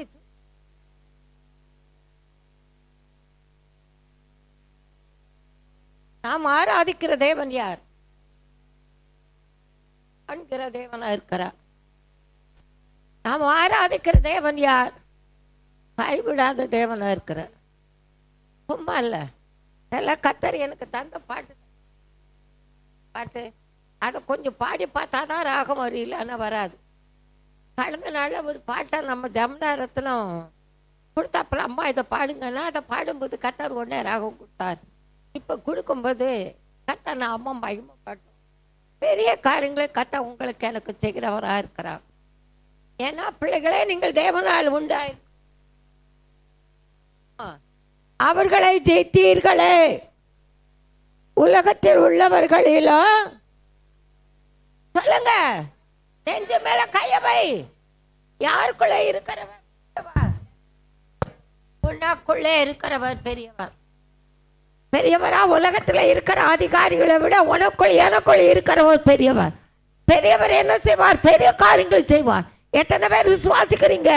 ஆண்டவரை கெக்கத்தார் பெரியவரும் உயர்ந்தவரும் சிறந்தவருமா இருக்கிறார். மேன்மை நன்மை தருகிற தேவனா இருக்கிறார். காண்கிற தேவன், நம்மளை கைவிடாத தேவனா இருக்கிறார். அவர் ஜீவன் உள்ளவர். பரிசுத்த ஆவியின் அபிஷேகத்தை பெற்ற பிள்ளைங்க தங்களை அவ்வளோ நிலைகளை கொண்டு போகிறார்கள். நான் நிறைய பேர் பார்க்குறேங்க, 1 2 இல்லை.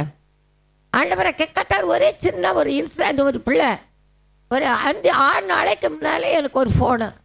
நான் சாதாரணமாக செவ்வாய்க்கிழமை நாளில் மட்டும்தான் வீட்டில் இருப்பேன்.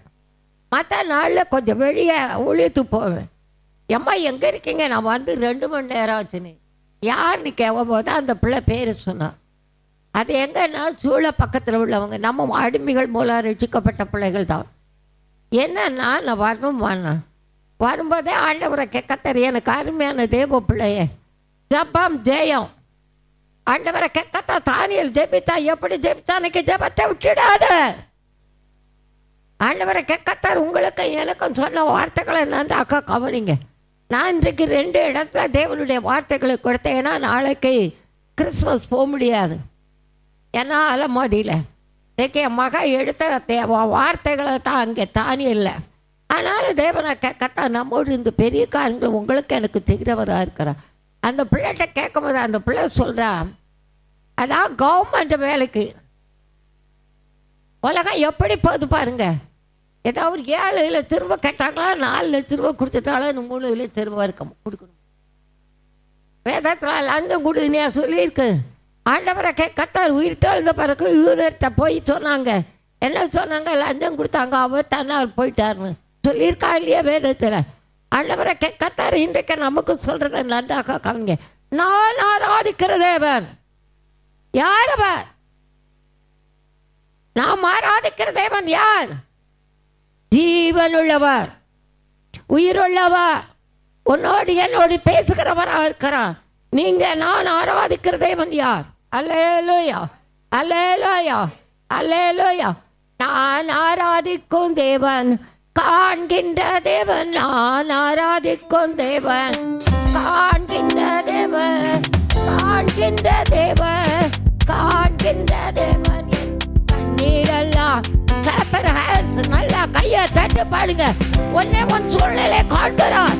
இந்த வருஷத்தின் கடைசியில கத்தருடைய மகிமை உன் மத்தியில எவன் மத்தியில நம் மத்தியில தேவனாக கத்தராலே வெளிப்பட கத்தர் கிரியை செய்ய வல்லவராக இருக்கிறார். காண்கிறார். யார் காண்கிறார்? எப்படி காண்கிறார்? மனுஷன் முகத்தை தான் பாப்பா, இருதயத்தை பார்க்கிறவர் அவர். ஆண்டவர் அதான் கேட்டார், மகளே மகளே, என் இருதயத்தை எனக்கு தான். பயப்படாத. பயத்தேன் ஆவியை தரல. பயந்துட்டேன்னா சந்தேகம் வரும், பேய் வந்து ஏறி உள்ள உட்காந்துக்கும். அதை பெற்றைக்க தான் தேவனாக்க கத்த நமக்கு பலமுள்ள ஆவி தந்திருக்கிறார். இப்போ நன்றாக நான் ஆராதிக்கும் தேவன் காண்கின்ற தேவன், நான் ஆராதிக்கும் தேவன் காண்கின்ற தேவன், காண்கின்ற தேவன், காண்கின்ற தேவன். என் கண்ணீர் எல்லாம் துடை தீடும் தேவன், காண்கின்ற தேவன், காண்கின்ற தேவன். என் கண்ணீர் நல்ல உற்சவமா ஆராதிக்கும் தேவன், ஜீவனுள்ள தேவன், நான் ஆராதிக்கும் தேவன்,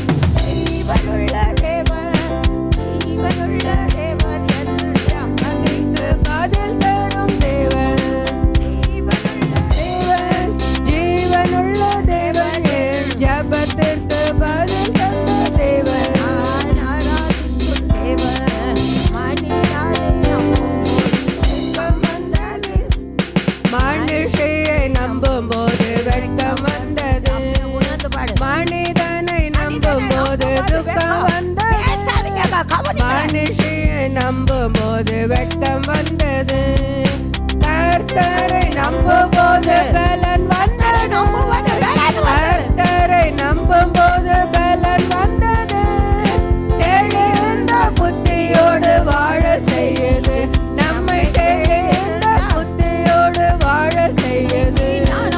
ஆராதிக்கும் தேவன் ஜீவனுள்ள தேவன், ஆராதிக்கும் தேவன் ஜீவனுள்ள தேவன், ஜீவனுள்ள தேவன், ஜீவனுள்ள தேவன், என் ஜெபத்திற்கு பதில் தந்த தேவன், ஜீவனுள்ள தேவன், ஜீவனுள்ள தேவன், என் ஜெபத்திற்கு பதில் தந்த தேவன். அவர் வார்த்தையை நம்பும் போது பலன் வந்தது, நான் என்று வாழ செய்யுது, பாவத்தை நம்பும் போது பலன் வந்தது. நான் என்று வாழ செய்யுது, வாசனத்தை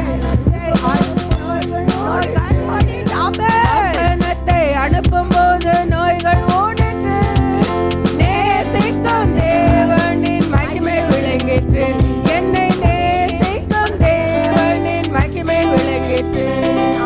ஆராதிக்கும் தேவன் ஜீவனுள்ள ஜீவனுள்ள தேவன், ஆராதிக்கும் தேவன் ஜீவனுள்ள தேவன், ஜீவனுள்ள தேவன், ஜீவனுள்ள தேவன், என் ஜெபத்திற்கு பதில் தந்த தேவன், ஜீவனுள்ள தேவன், ஜீவனுள்ள தேவன், என் ஜெபத்திற்கு பதில் தந்த தேவன்.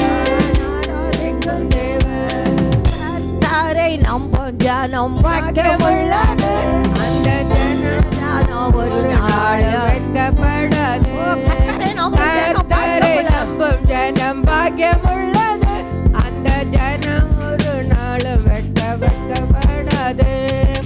கிருபையினால் தாங்கி என்று பிழைக்கிறே, கிருபையினால் தாங்கி இழைக்கச் செய்வாரே, ஒருபோதும் அசைக்கப்படாமல் காப்பாரே, ஒருபோதும் அசைக்கப்படாமல் காப்பாரே.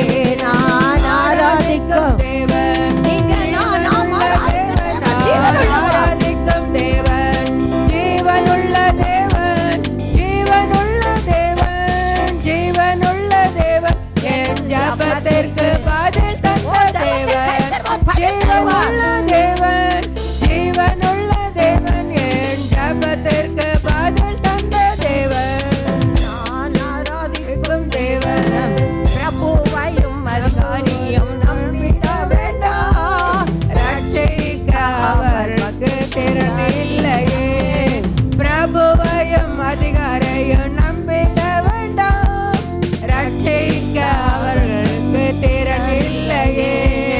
யாக்கோபின் தேவனை நம்பிடுவாயே, யாக்கோபின் தேவனை நம்பிடுவாயே, உயர்ந்த அடைக்கலத்தில் வைத்திடுவாரே, நம்மை உயர்ந்த அடைக்கலத்தில் வைத்திடுவாரே.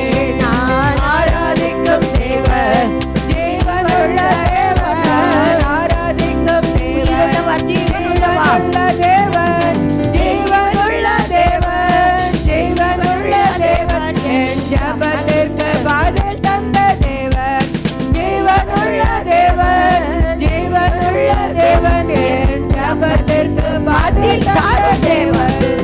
ஆராதிக்கும் தேவன் காண்கின்ற தேவன், நான் ஆராதிக்கும் தேவன் காண்கின்ற தேவன், காண்கின்ற தேவன், காண்கின்ற தேவன், என் கண்ணீரெல்லாம் துடைத்திடும் தேவன், காண்கின்ற தேவன், காண்கின்ற தேவன், என் கண்ணீரெல்லாம் துடைத்திடும் தேவன். எத்தனை பேர் விசுவாசிக்கிறீங்க? எத்தனை பேர் விசுவாசிக்கிறீங்க? எத்தனை பேருங்க நல்ல சத்தமா அல்லேலூயா சொல்லாமே? அல்லேலூயா, அல்லேலூயா. எனக்கு என்னமோ உங்களை பார்க்கும்போது எனக்கு தான் சோறு வந்து. நான் 40 நாள் பாசிங்கில் இருக்கும்போது கூட தேவனுடைய பலன் எதனால தெரியுமா? வேதம் வாசிப்பதினால். ஜீவனுள்ள அப்பா, ஜீவ அப்பா நானே, ஜீவ தண்ணீர் நானே. நல்ல ஆவில நிறைஞ்சு ஜெபிப்பேன், ஆண்டவர் அறிவார். நல்லா வேதம் வாசிப்பான் அந்த பிள்ளை இருக்கிறான் என்கிட்ட கேட்டு பாருங்களேன். எப்பா எங்கே போகணும்? மாங்காய் வீட்டுக்கு போகணும். மாங்காய் வீடுன்னு நான் மாங்காய் வீடா? மாமரம் இருக்கிற வீடு, சப்பட்டா மரம் இருக்கிற வீடு, அவ்வளோதான். அதான் சொல்லுவேன், அதுக்கு மேலே ஒன்றும் சொல்ல மாட்டேன்.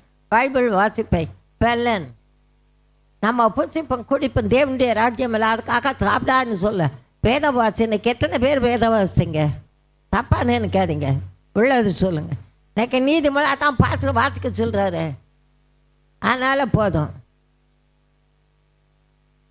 காலையில் எந்திரிச்சு 5 பாட்டு கட்ட நிலவை நான் உங்களுக்கு சொல்கிறேன்னா நீங்கள் அனுபவத்தில் கொண்டு வாங்க. ஒரு தாய் தீட்டுவது போல அது உங்களுக்கு அனுகூலம் மட்டும் இல்லை, உங்களுக்கு ஆசீர்வாதமாக இருக்கும். அதில் பலன் உண்டு. மனுஷனை நம்பும்போது வெட்கம் வந்தது, மனுஷே பக்கத்து நம்பும்போது துக்கம் வந்தது. கர்த்தரை நம்பும்போது என்ன வந்தது? பலன் வந்தது. தானியேல பார்த்தீங்களா எப்படி அவனை உயர்த்த நினைத்தா? உன்னை என்னை உயர்த்த நினைத்திருக்கிறான். ஆண்டவரை கர்த்தர் உன் ஜனத்தின் மத்தியில் உயர்த்துவா. அவர் சொன்ன வார்த்தையை நிறைவேற்றுவா. தாமதித்தால் அது காத்திரு, தாமதிப்பில் எத்தனை பேர் விசுவாசிக்கிறீங்க? அவர் எவ்வளவேனும் பையூராத தேவன். அல்லேலூயா. என்ன நடந்ததுங்க? ஜீவனுள்ள தேவனுடைய தாசனே, நீ இடைவிடாமல் ஆராதிக்கிற உன் தேவனோனை தப்பவிக்க வல்லவராயிருந்தார். எஸ், உன்னை என்னை தப்பவிப்பா. நீ இடைவெளி விடலை. யார் வந்து கேட்டாலும் அப்படியா அப்படியா அப்படின்னு கேட்கல. ஆண்டவராக கர்த்தர் பார்க்கிறேன் சொல்லேரு, என் ஆண்டவர் கைவிட மாட்டார். அவர் என்னை கொண்டு போட்டாலும் அவர் மேலே நம்பிக்கை இருப்பேன்னு சொல்கிறார். அதோடு மட்டுமல்ல, இன்னொரு வார்த்தையை கூட நாம் பார்த்தோம். கர்த்தர் நல்லவராக இருக்கிறார். நாங்கள் ஆராதிக்கிற தேவன் எங்கள் தப்புவிக்க வல்லவராக இருக்கிறார். தப்புவிக்காமல் போனாலும் தப்புவிக்காமல் போக மாட்டார். கர்த்தரை நம்ப சோர்ந்து பார்க்காத, ஜபம் கேட்கப்படல நினைக்காத. கர்த்தர் நல்லவர், கர்த்தர் நாமத்துக்கு மகிமையுண்டாகட்டும் ஜபம் என்று சொல்லும்போது உன்னோட பட்டில் 2 வசனங்கள் இருக்கிறது. அந்த அதிகாரத்தில் ஆண்டவரை கர்த்தர் வெளியே நின்று கதவை தட்டுகிறவராக இருக்கிறார். இங்கே போய் அங்கே கர்த்தருக்கு மகிமையாக திறக்கும் போது அவளுடைய விரலெல்லாம் கந்த பீசுன்னெல்லாம் வடியுதுன்னு. அது என்னன்னா நம்முடைய கிரியை. 2வது கந்தத்தை கொடுத்து சொல்லியிருக்கோம் 5 அதிகாரத்தில். உன்னத பாட்டு 5:13 வாசிப்பீங்கன்னா, அதாவது பரிசுத்த அவசியம். பரிசுத்தம் இல்லாமல் யாராக இருந்தாலும் தேவனை தரிசிக்க முடியாது. சும்மா சொல்லலை எப்படின்னாலும் ஆண்டவர் கர்த்தர் கிரியை செய்ய வல்லவராக இருக்கிறார். நான் சொன்னேன், நான் அந்த பிள்ளைகிட்ட சொன்னேன், திரும்ப வாப்பிலங்க இங்கே வந்திருந்தா சொன்னேன். நான் 7 லட்சம் ஆண்டவர் தருவா, ஆண்டவர் தருவான்னு கேட்டுக்க. லஞ்சத்துக்கு ஜெபிக்கணும்னா நல்லதில்லை. ஜபத்துக்கு ஜெபிக்கணும்னா சொந்து போகாமல் எப்பொழுதும் ஜெபம் பண்ணுங்கள். இடைவிடாமல் ஜெபம் பண்ணுங்க. அக்கனி சூளை 7 மடங்கு சூடேற்றப்பட்டது. யார் செத்தாங்க? பலசாலிகள். உனக்கு விரோதமாக எழும்பு ஆயுதம். யாராக இருந்தாலும் சரி. ஆயமால் நான் கூட மற்றவர்களுக்கு விரோதமாக எழுப்பி சொன்னானா எனக்கு தாடி. யாரால் நபர் ஆண்டவரை கெட்ட தேவனுடைய பிள்ளைகளாக இருக்கும். தேவனுடைய ஆவியை பெற்றானால ஜீவனுள்ள தேவனுடைய ஆலயமாக இருக்கிறோம். நான் ஜீவனுள்ள தேவனுடைய ஆலயம் என்று வேதம் சொல்லுகிறது. நம்ம எப்படி இருக்கிறோம்? ஆண்டவரை மட்டும் பாருங்க. கர்த்தரை நம்ப ஜனம் பாக்கியம் உள்ளது. அந்த ஜனம் ஒருபோது வைக்கப்பட்டு போகாது. எந்த சூழ்நிலை, வேலை ஸ்தலமா வீட்லையா? ஒரு தம்பி நாங்கள் பார்க்குறோம் சர்வனாரில். கர்த்தர் நல்லவர் வருவார் ஷீலான்னு சொல்லிட்டு அந்த பிள்ளை அவங்க வீட்டுக்கார் கர்த்தர் நல்லவர். வேலை ஸ்தலத்தில் அவளுக்கு கொடுக்க வேண்டிய பணத்தை வச்சுட்டு இந்த சைன் போடலையா ஆஃபீஸர். ஜபம் பண்ணுங்கன்னு. ஜபத்தை தவிர வேலை வழியே கிடையாது. நம்ம போய் கேட்டால் அவன் லஞ்சம் கேட்பான். அவன்கிட்ட போய் கேட்டால் ஏதாவது கேட்பான். நீ இவ்வளோ தூரம் கஷ்டப்பட்டு அவனுக்கு கொடுக்கணுமா? அடப்பா கொடுத்தா போகுது. அப்படி இல்லை. ஆண்டவரை கர்த்தர் உனக்கு எனக்கு தருகிறவராக இருக்கிற எத்தனை பேர் விசுவாசிக்கிறீங்க? ஆண்டவரை கர்த்தரை மகிமைப்படுத்தும். கர்த்தரை நம்பு ஜனம் பாக்கியமுள்ள அந்த ஜனம் ஒருபோது வந்து என்னை வெக்கப்படுத்த நினைக்கிறா. கூட்டத்தின் மத்தியில் ஹல்லேலூயா பெரிய பெரிய பெரிய பெரிய காரியங்களை செய்கிறவராக இருக்கிற பிள்ளைகளை நீங்கள் தேவனால் உண்டாயிருந்து அவர்களை ஜெயித்தீர்களே. உலகத்தில் உள்ளவர்களிலும் உனக்குள்ளே சொல்ல, வாய் திறந்து சொல்ல, உனக்குள்ளே இருக்கிறவர் யார்? உனக்குள்ளே இருக்கிறவர் யார்? உனக்குள்ளே இருக்கிறவர் பெரியவர். பெரியவர் பெரிய காரியங்களை செய்வார். விசுவாசிக்கிறீங்களா? விசுவாசிக்கிறீங்களா? விசுவாசிக்கிறீங்களா? அதை செய்வாரா செய்ய மாட்டாரா? பெரிய காரியங்களை செய்வார். அதிசயத்தை காணப்படுகிறதே அவனுக்கு கத்த நானே நினச்சி பார்ப்பேன். நிறைய காரியங்களை நினைப்பேங்க. பெரிய காரியங்களை கத்தராகி தேவன் நமக்கு செய்கிற கண்களை மூடு. நான் கொஞ்சம் ஜெபிச்சுக்கிறேன். ஏன்னா கத்தர் நல்லவன். நான் அங்கே கத்தருக்கும் மகிமுண்டாகட்டும். ஏன்னா நாளைக்கு பிள்ளைங்களோட சில்ட்ரன்ஸ் ப்ரோக்ராம்லாம் இருக்குதுன்னு சொன்னாங்க. அது முடியறதுக்கு டைம் ஆகிடும். நான் அங்கே சர்மா நல்ல சொல்லிட்டு வந்துட்டேன். எம்மா கத்தருக்கு சித்தம்மாண்ணா 11 மணிக்கு தான் நான் வருவேன். 11:30 ஆயிடுவேன். பரவாயில்லம்மா நீங்கள் வாங்க.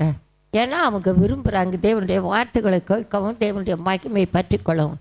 கத்த நல்லவராக இருக்கிறார். உனக்குள்ளே எனக்குள்ளே இருக்கிறவர் பெரியவர். அதிசயத்தை காணப்படுகிற தேவன் ஆண்டவரை கத்த நல்லவர் வல்லவரும் போதுமானவராக இருக்கிறார். அல்லேலூயா அல்லேலூயா அல்லேலூயா. மாதத்தின் கடைசி வருஷத்தின் கடைசி 24 பார்க்க போகிறோம் பாருங்க. உலக தோற்றம்னு இன்னைக்கு இன்னைக்கு காலண்டர்லாம் பார்த்தேன். நான் நிறைய காரியம் சொல்லுவேன்.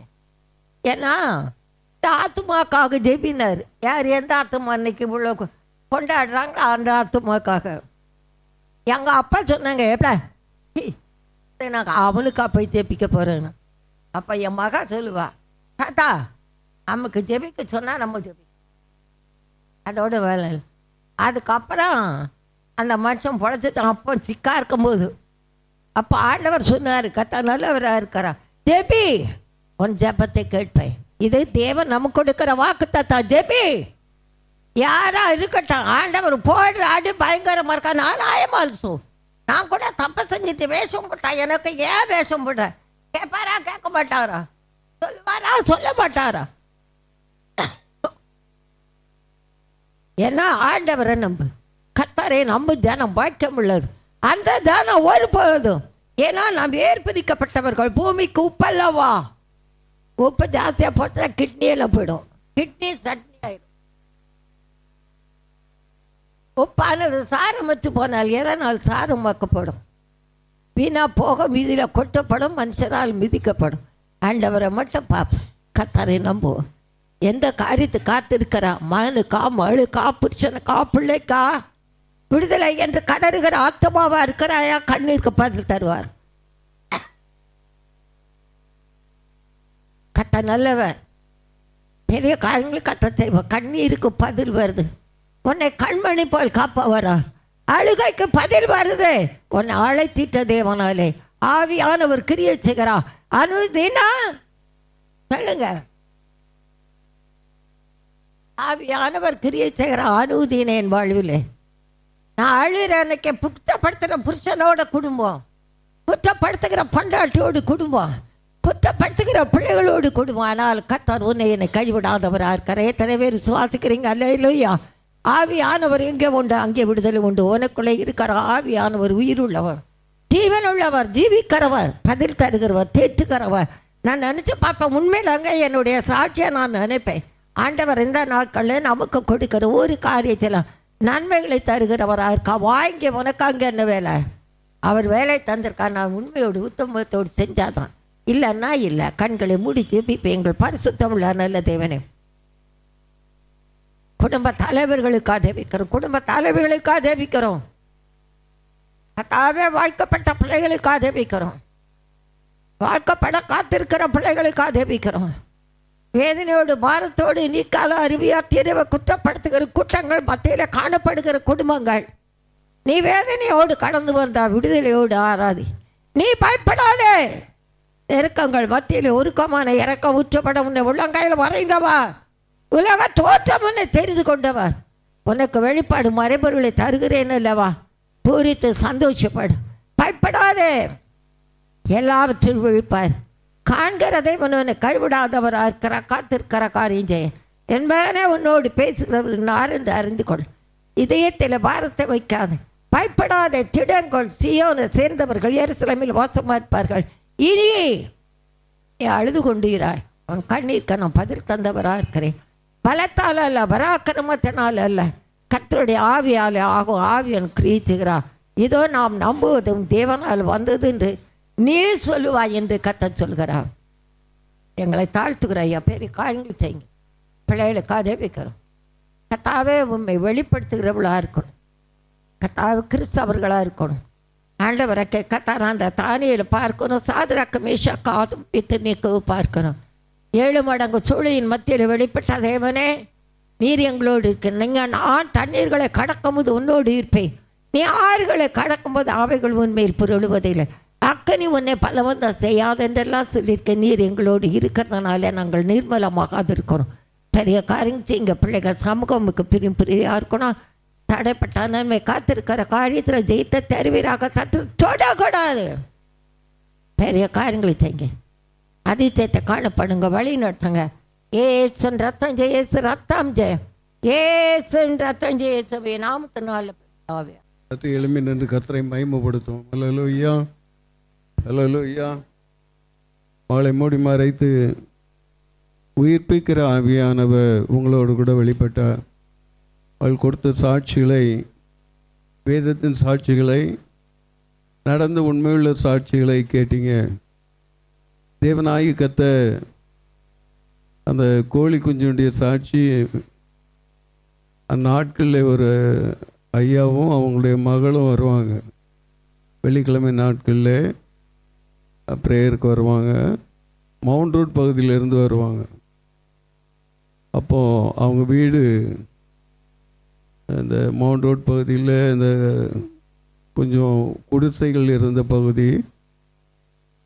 அது பக்கத்து வீட்டில் ஏதோ கேஸ் ஸ்டவோ ஏதோ ஒரு காரியத்தில் நெருப்பு பிடிச்சி எரிஞ்சு இவங்க வெளியே போய் இருக்கும்போது எல்லாமே எரிந்த ஒரு நிலை.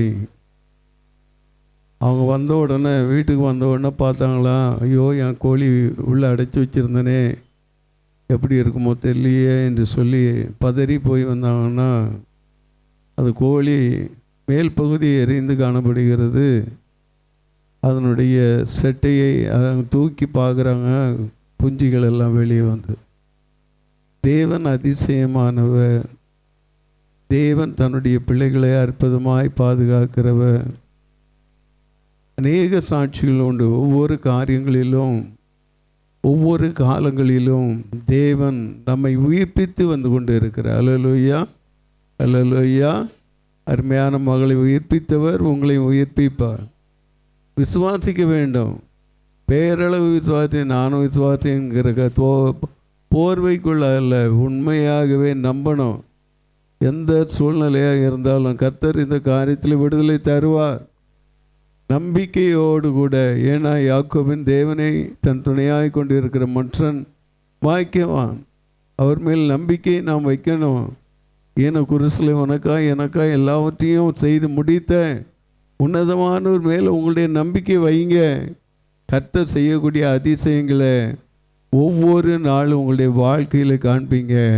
அவர் உயிர்ப்பிக்கிறவர், உங்களோடு இருக்கிறவர், உலகத்தை ஜெயித்தவர், பெரிய காரியங்களை அவங்கள கொண்டு செஞ்சார், இவங்களை கொண்டு செஞ்சார் என்றல்ல, உங்களை கொண்டு செய்யும்படியாய் உங்களுடைய குடும்பத்தார் மத்தியில் உங்களை தெரிந்திருக்கிறார். கர்த்தர் பெரியவராய் இருக்கிறபடியால் கர்த்தரை நாம் மகிமைப்படுத்துவோம். அல்லேலூயா, அல்லேலூயா, அல்லேலூயா, அல்லேலூயா. மெஹரா கசோல் அகர்வஷாலோ ஹரிவா கசல் அகர்வத்வாலா கசோல் அகர்வைக்கன் சியாக்கல் அகராக்கத்வாலா. ஹல்லேலூயா, ஹல்லேலூயா, ஹல்லேலூயா, ஹல்லேலூயா, ஹல்லேலூயா. வனாந்திர யாத்திரையாக இருக்கலாம். வனாந்திரம் என்று சொல்லக்கூடிய வேளையிலே நன்றாய் அறிந்து கொள்ளுங்க. கர்த்தருடைய சத்தத்தை கேட்பீங்க. என்னுடைய வாழ்க்கை வனாந்திரமாக இருக்குன்னு ஒரு வேளை நீங்கள் நினைத்து கொண்டே இருக்கலாம். ஆனால் உயிர்ப்பிக்கிற ஆவியான உங்களோடு பேசுகிறார். உங்களோடு கூட இருந்து வனாந்திரத்தில் தான் சத்தியத்தினுடைய காரியங்கள் எல்லாவற்றையும் எழுதி கொடுக்கும்படியாய் அங்கு அவனோடு கூட மோசையோடு கூட ஒவ்வொரு காரியங்களையும் பேசி ஒவ்வொரு காரியங்களையும் தெளிவுபடுத்தினது போல் உங்களுடைய வாழ்க்கையிலும் நம்முடைய ஒவ்வொரு நாள் வாழ்க்கையிலும் கர்த்தர் நம்மை நடத்துகிறார். அல்லேலூயா, அல்லேலூயா. கர்த்தருக்கு நன்றி சொல்லுவோம். அல்லேலூயா. கர்த்தர் நம்மோடு பேசினபடியால் ஸ்தோத்திரிப்போம். அல்லேலூயா. கர்த்தருடைய கிருபைகள் வெளிப்பட்டபடியால் நன்றி சொல்லுவோம். அல்லேலூயா. எங்கள் அன்பு தெய்வமே துதிக்கிறோம், ஸ்தோத்திரிக்கிறோம், மகிமைப்படுத்துகிறோம். அருமையான மகள் இந்த மதிக்காக துதிக்கிறோம். அருமையான மகளுடைய புருஷன் நெகமியாவுக்காக துதிக்கிறோம். பிள்ளைகள் உம்முடைய வார்த்தையினாலே நிறைந்திருக்கவும் உம்முடைய வார்த்தையை இன்னும் பகிர்ந்து கொடுக்கும்படியான கிருபைகளோடு கூட உயிர்ப்பிக்கிற ஆவியானவர் அநேக ஆத்துமாக்களை உயிர்ப்பித்து அநேக ஆயிரங்களை உயிர்ப்பிக்கிறவ இன்னும் பெரிய காரியங்களை செய்யுங்க. தொடர்ந்து உம்முடைய பரிசுத்த பிரசன்னமும் கிருபையும் நடத்தும்படியாய் தாழ்த்துகிறேன். இயேசுவின் ரத்தம் ஜெயம், இயேசுவின் ரத்தம் ஜெயம், இயேசுவின் ரத்தம் ஜெயம், இயேசுவின் நாமத்தினாலே நல்ல பிதாவே, ஆமென். என் ஆத்துமாவே கர்த்தரை ஸ்தோத்திரி, என் முழு உள்ளமே அவருடைய பரிசுத்த நாமத்தை ஸ்தோத்திரி. என் ஆத்துமாவே கர்த்தரை ஸ்தோத்திரி, கர்த்தர் செய்த சகல உபகாரங்களையும் மறவாதே, ஆமென். நம்முடைய கர்த்தராகிய இயேசு கிறிஸ்துவுடைய கிருபையும் பிதாவாகிய தேவனுடைய அன்பும் பரிசுத்த ஆவியானவருடைய அந்யோன்ய ஐக்கியமும் நம் அனைவரோடு கூட ஒவ்வொரு பரிசுத்தவான்களோடு கூட இருந்து கர்த்தருடைய வருகை பிறந்த நம்மை வழிநடத்துவாராக. ஆமென், ஆமென், ஆமென்.